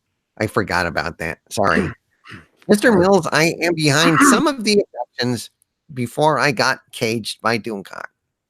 I think you're lying, Harvey, but thank you, Mr. Mills, for that question. I don't think Harvey would ever return any food. No, I wouldn't. It's true. I want to see the comic book adaptation of your caging of Harvey. Must be sure. Well, maybe that will be a flashback in some comic project in the future. It may happen. You know, people want to see a Doomcock. Yes. Dance of the Doomcock. Thank you so much, sir, for that. Dennis Alderman with a $10 super chat. Oh, this is interesting. Thank you, Dennis, for this. He says, have either of you talked to Jeremy about his ghost investigation idea? If he does it, would either of you participate either on a live stream or investigation? No, but yeah, I'd be down with it. Hell yeah. I've never talked to Jeremy. I didn't even know he had a investigation, ghost investigation idea. That's news to me. Let's do it. Yeah, we'll talk to him about it. That would be weird, but yeah, I'd like to do a electronic voice phenomenon show. I mean, those were definitely art. I used to love when Art would do those. They were fantastic. Yeah. It's spooky as hell, especially late at night when you hear that stuff. It's just creepy. Send a shiver down your. Yeah. He would do Ghost to ghost. Oh man, yeah. And some of those things were chilling, especially the like little lost children. Yeah. That was very creepy. The black-eyed children. Ah, damn it. Don't say that. Ooh. Ooh, it's scary. Ooh. Thank you. Dennis, thank you for alerting us about this Jeremy ghost investigation thing. And we'll check it out, sir. Thank you very much, Dennis. Appreciate it. Cleve Bourbon again with a $2 super chat. Thank you, Cleve. And he says, I think the Overlord's real name is Barry Hansen. Who is Barry Hansen? Any ideas? No. I don't know who Barry Hansen is. I'm definitely not Barry Hansen. Anyone know who Barry Hansen is in the chat? Just wondering. Black-eyed children are in Texas, says Cleve Bourbon. Oh, damn. Uh-oh. That's not what I wanted to hear. He's Barry a director. Doomcock. Huh? He's a director, Barry Hansen. Bloody Kids, The Naked Civil Servant, The Long Good Friday. I've never heard that. I've never heard that. I don't know, man. No, it's not me. It's not me. What are black-eyed children, Gary? Stephen Walton there. The black-eyed children show up at your door, and you can't ever let them in. Oh, Barry Hansen is Dr. Demento. Oh God, what? Apparently, his real name is Barry Hansen, Dr. Demento. Oh man, you know what? All those years, never knew that. Never freaking knew that. Wow, you got me. Wine, radios, dimensions, and dementites. Oh, you are Dr. Demento. I think time once again for the Dr. Demento show. Those are the black-eyed children right there. Yeah, the black-eyed children. They show up at your door and they ask for food, right? Yeah. And what happens if you? Oh God, that's awful. You die. I don't know. I'm just never gonna. Well, I don't let anybody in. So there you go. Hell no. Easy. I'm not giving any goddamn black-eyed kid some food. Cold Fusion Waffle says they operate on the same premise as vampires, right? Are the same rules? I mean, do I have to kill them with a stake?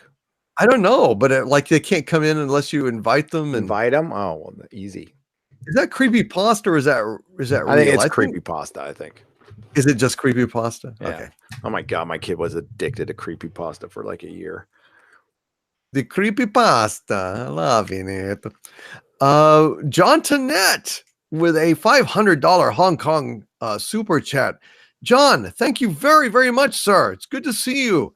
Thank you for this very generous super chat. I really appreciate it, my friend. And Legionnaire, I might add. And Ambassador to China. John Tonette stacking up his titles. And John says, so are we saying the Night King is face down in a pool and alive somewhere in King's Landing? Because that episode was shit. At least we got ExoZone. Yeah. So the Night King's not dead. He just got abducted and he's dropped face down in a pool somewhere. Yeah. King to come up and he's missing a boot. Again. Yeah. Oh, did we really see that, Gary? I'm telling you, there's a reality out there now with the two towers are still up. The San Diego Chargers are still in San Diego. Star Wars is good. Star Trek is good. And so is Game of Thrones. We're just not in it. For God. Oh, my voice is finally starting to go.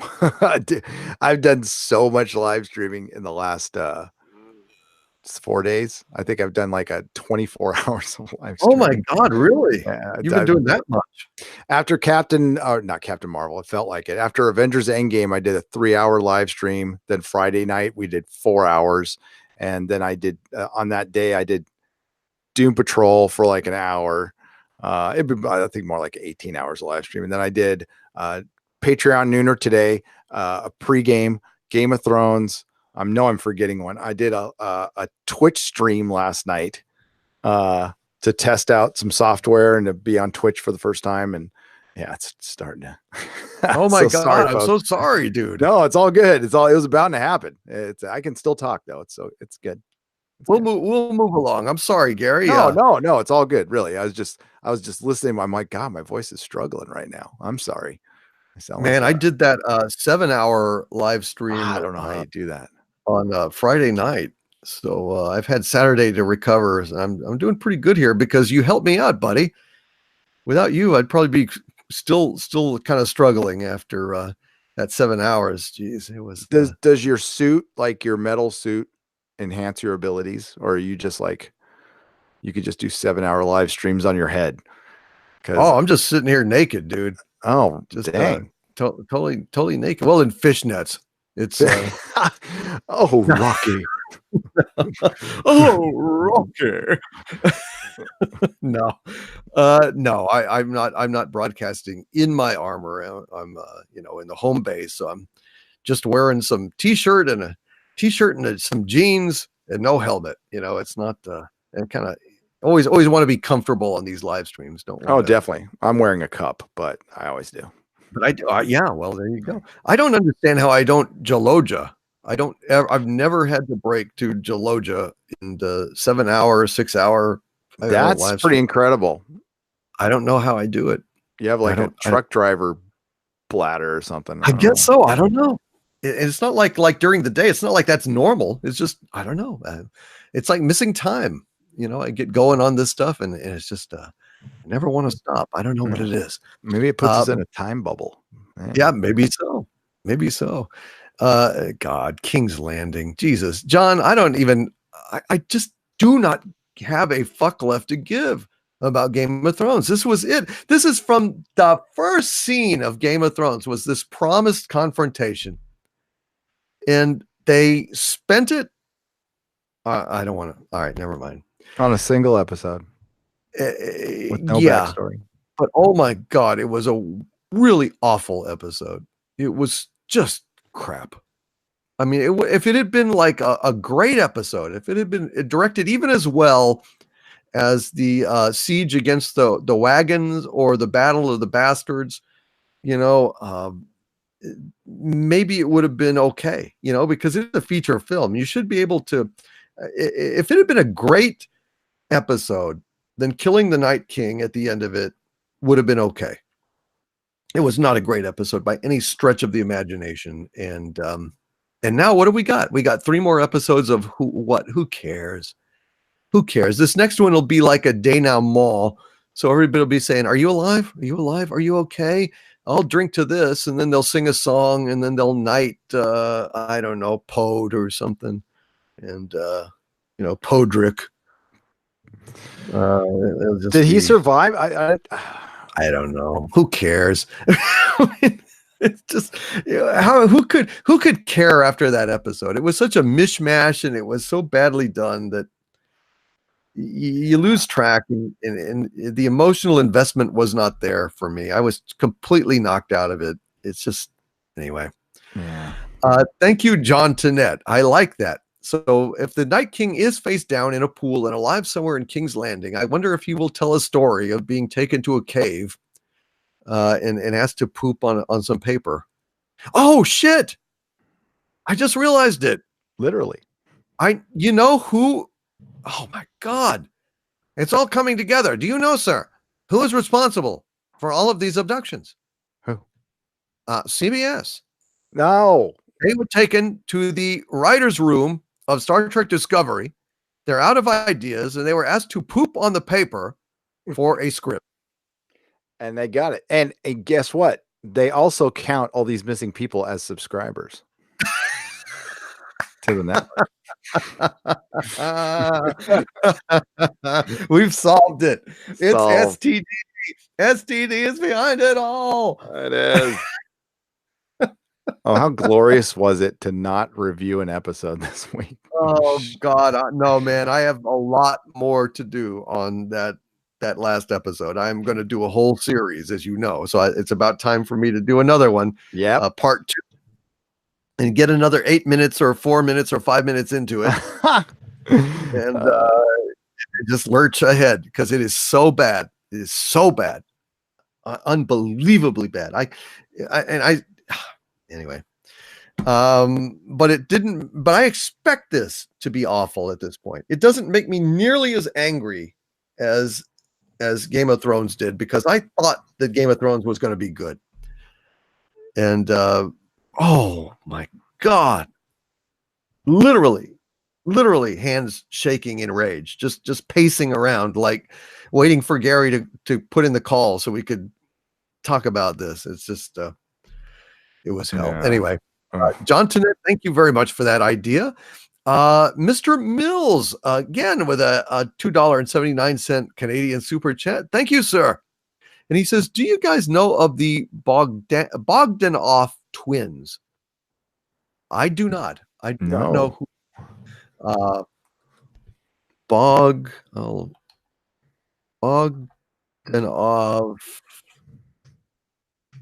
twins? Bogdanoff twins. Okay, here we go. So the Bogdanoff twins, the story of France's TV heartthrobs turned... let's see. Oh my God. Jesus Christ. When they were young, they were the heartthrobs of France's small screen, but at 68, after several rounds of plastic surgery and Botox, the controversial Bogdanoff twins are now just considered freakish by many. France's strangest twins were back in the news this week. Oh my God. Jesus Christ. Yeah, when you look at those faces, it's oh my God. It's wow. They look like something from The Outer Limits, the original TV show from the 60s. They look alien. Wow, that is just creepy as all hell. That is really weird. And they have a picture of them from their show back when they were in the 80s. They were on television shows of science and science fiction. And they are apparently they're in the news because they were scamming a vulnerable person out of 800,000 euros. And wow, that's weird. This whole thing is just, oh God. Jesus Christ. That it looks like I don't know, like Vincent fucked an egg of silly putty and they had a kid, and this is the kid. Vincent on Beauty and the Beast fucked a silly putty egg, and that's, yeah. You guys out there in the chat, go ahead and Google the Bogdanoff twins and see what the price of fame, man. How much plastic surgery have they had? There should be. Wow. They are described by like cat pee. Oh my God. You see that one where they're facing away? Yeah. And you can see the curve of the cheek. Jeez. Oh my God. Wow. That's almost a whole episode of ExoZone, right? Just, ooh, boy. Oh boy. That's awful. That's bad. Dude. I am genuinely disturbed. That might be worse than Star Trek Discovery. These are big feet here. These are yeah. They are the chat is going wild here. They're hybrids. Oh man. Wow. Yes, exactly. Latest are 80s show with Ron Perlman. Exactly. That's what I was saying. Like Vincent fucked an egg of silly putty, and that was the kid. Because it looks like the like his face then was Vincent on Beauty and the Beast, and then got like stretched and shaped, and oh man, they run the world, says John Schneider. Really? Then why do they look like that?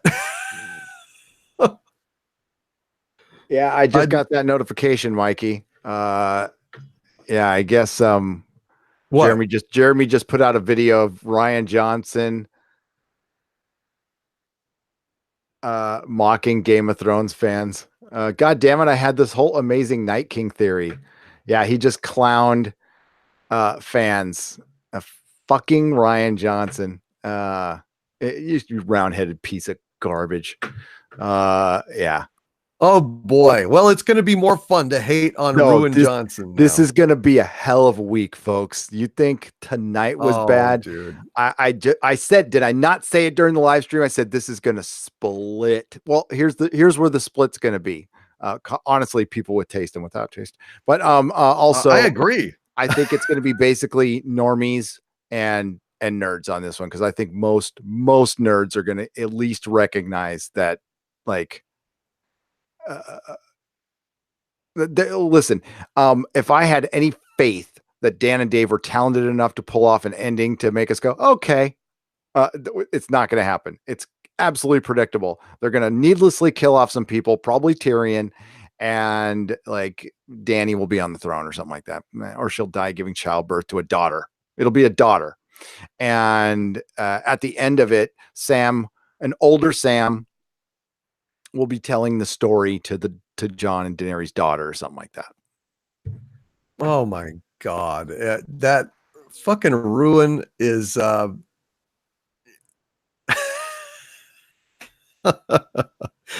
piece of shit. I'm a jackass.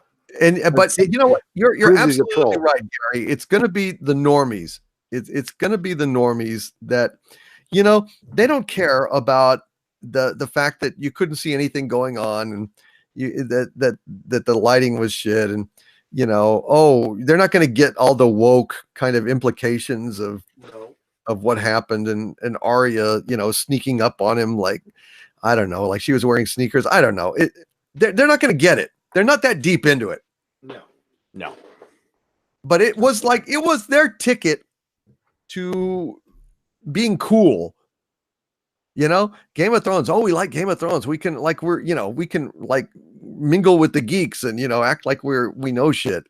Well, this is gonna drive a wedge, because any I don't know. Of course, I mean, I'm sure some geeks will love it too. I mean, listen, if you're into the show and you're not that invested and you know nothing about the books, but still, even if you're into the show, I mean, most people who are hardcore book fans and stuff, like I said before, dipped out on the show a while ago. So, yeah, it's going to be interesting. It's going to be an interesting week. Oh my God. I was kind of wondering what kind of material I'd have this week. I have no question now. Yeah. And I don't care if it gets me downvotes. It will. It's going to. Oh, it is. Yeah. So yeah, it's yeah. I wonder if it'll hurt your subs any. Nope. Hasn't hurt them yet. Well, that's good. Yeah, that's good. Downvote away. That's fine. Well, thank you, Mr. Mills, showing us the Bogdanoff twins, Bogdanoff twins. If you guys want to Google that, you should. God damn that. Yeah, that was more disturbing than how pissed I was about Game of Thrones. To be honest with you, I don't know why people would do that. There's horror and sadness with that one. It's just like, man, yes. They just, their entire lives were wrapped around whatever that show was on and being pretty. And if they would have just let themselves go, they would look a million times better. Men, I mean, sorry, ladies, I apologize, but sometimes men age a little better. Sometimes they don't, you know, look at Brendan Fraser, but, yeah, right. That's true. Brendan Fraser, I mean, like, listen, I'm not gay, but was a pretty young lad, and he's not anymore. But he's really good in Doom Patrol. Yeah, he's kind of like he went up there in space with Mr. Fantastic and got zapped by cosmic rays. Yeah. Well, Brendan Fraser. He looks stocky now.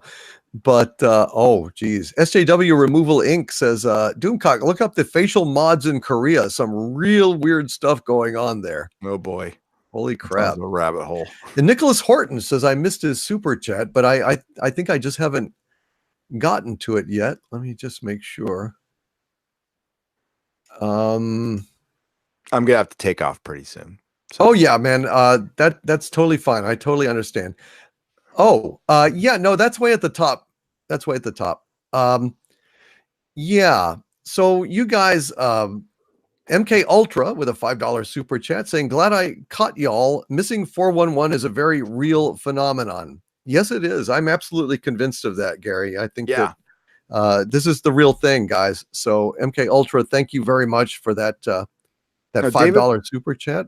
David Paulides the former Bigfoot researcher needs to be commended for the work he has done in bringing this to the attention of the masses. Sure, it's made him some money. And dude, I don't blame him one bit for that. It's America, got monetize what you can. But I think this needs to get more exposure. It really does. And not just in the fringe area. I think this goes beyond that, because this is a real problem. There's a lot of, these are people with families, and there's a lot of unanswered questions. I mean, the heartbreak of that's of just not knowing. Oh, holy crap. That'd be horrible. Horrible.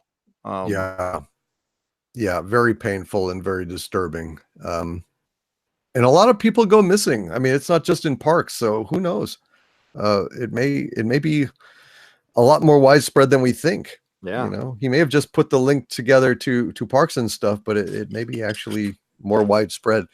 Well, my partner Gary here has worked very hard and needs to split. And I think what we're going to go ahead and do is I'm owing a little bit of a super chat square up on my last 7-hour live stream.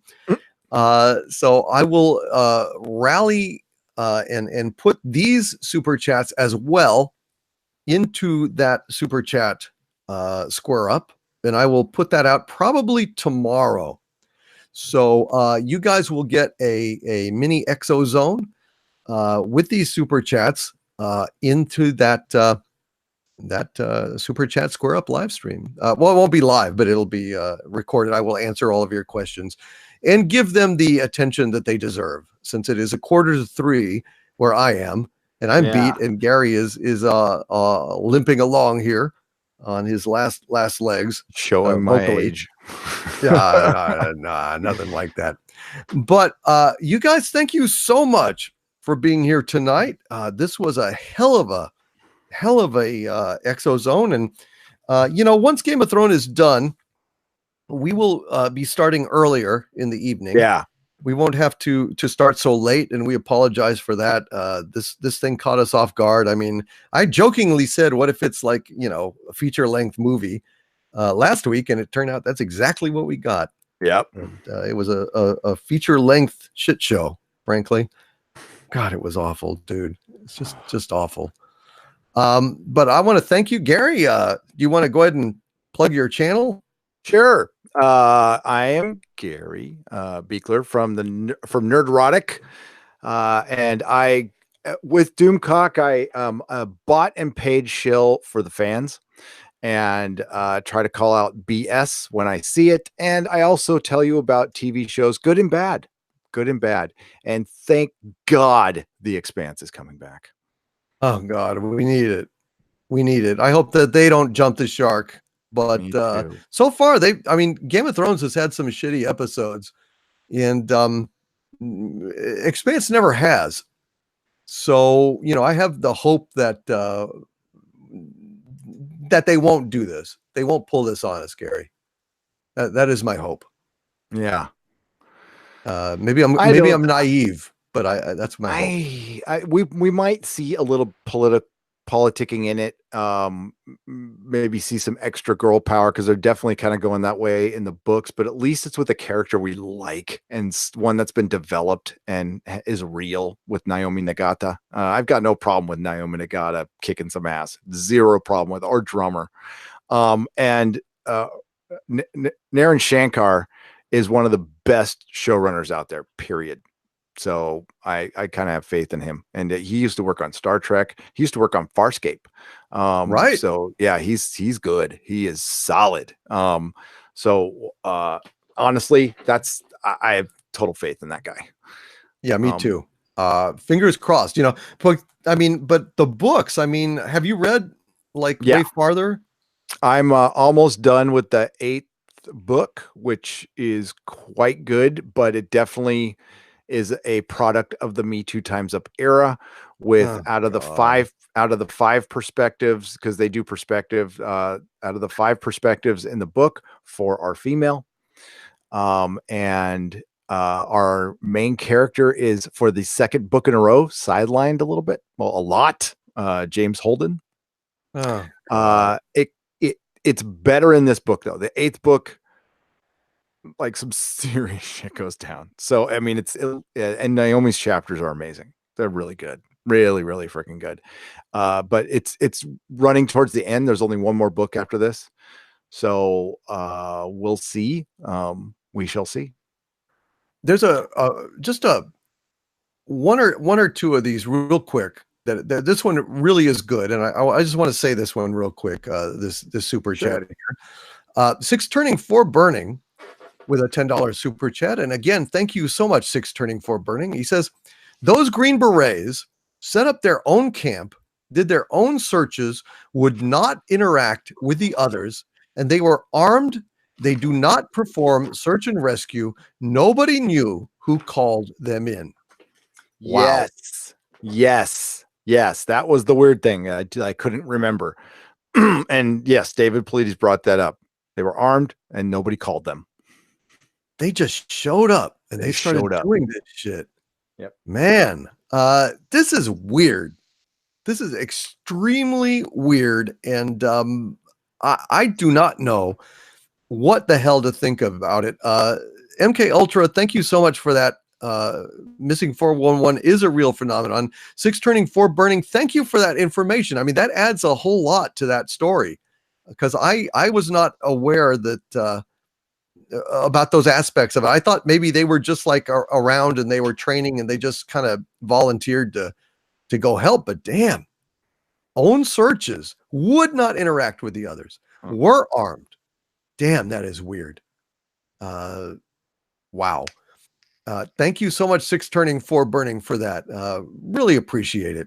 And Michael Maloney with a $10 super chat. Thank you, Michael. He says, there are a lot of missing in the woods vids on YouTube. I mean, I guess he's meaning the missing 411. There are tons videos. Just pick one. They're all good. Bedtime Stories had a good one last night that I watched. Very creepy, very effective. Yeah. Thank you, Michael, very much for being here and for that. You're absolutely right. And for the rest of you guys, check it out tomorrow. I will release the super chat square ups on my YouTube channel. And I just want to thank Gary for being here. My information, I have, of course, my YouTube channel that you're on right now, so you know about it. youtube.com/OverlordDVD. I also have my Patreon, patreon.com/Doomcock, and subscribestar.com/Doomcock. So, Gary, thanks a lot, man, for being here and sticking it out. And I want to thank everybody in the chat who came and listened. And God, we retained a lot of folks. No, Nicholas. Nicholas Horton says it missed your super chat. It will be out. It will be. We will go ahead and take care of that tomorrow. And it will be addressed in the super chat square up. Basically, when we run late and have to stop, I will take the remaining super chats and read them out on the super chat square up and give them the attention that they deserve. I always try to give you guys full attention on all of these super chats, and I very, very much appreciate them. All right. Well, say good night, Gary. Good night, everybody. Good night, Doom Chat. Thank you so much. I had a great time.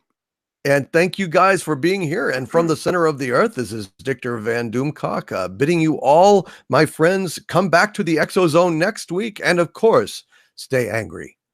Good night, folks.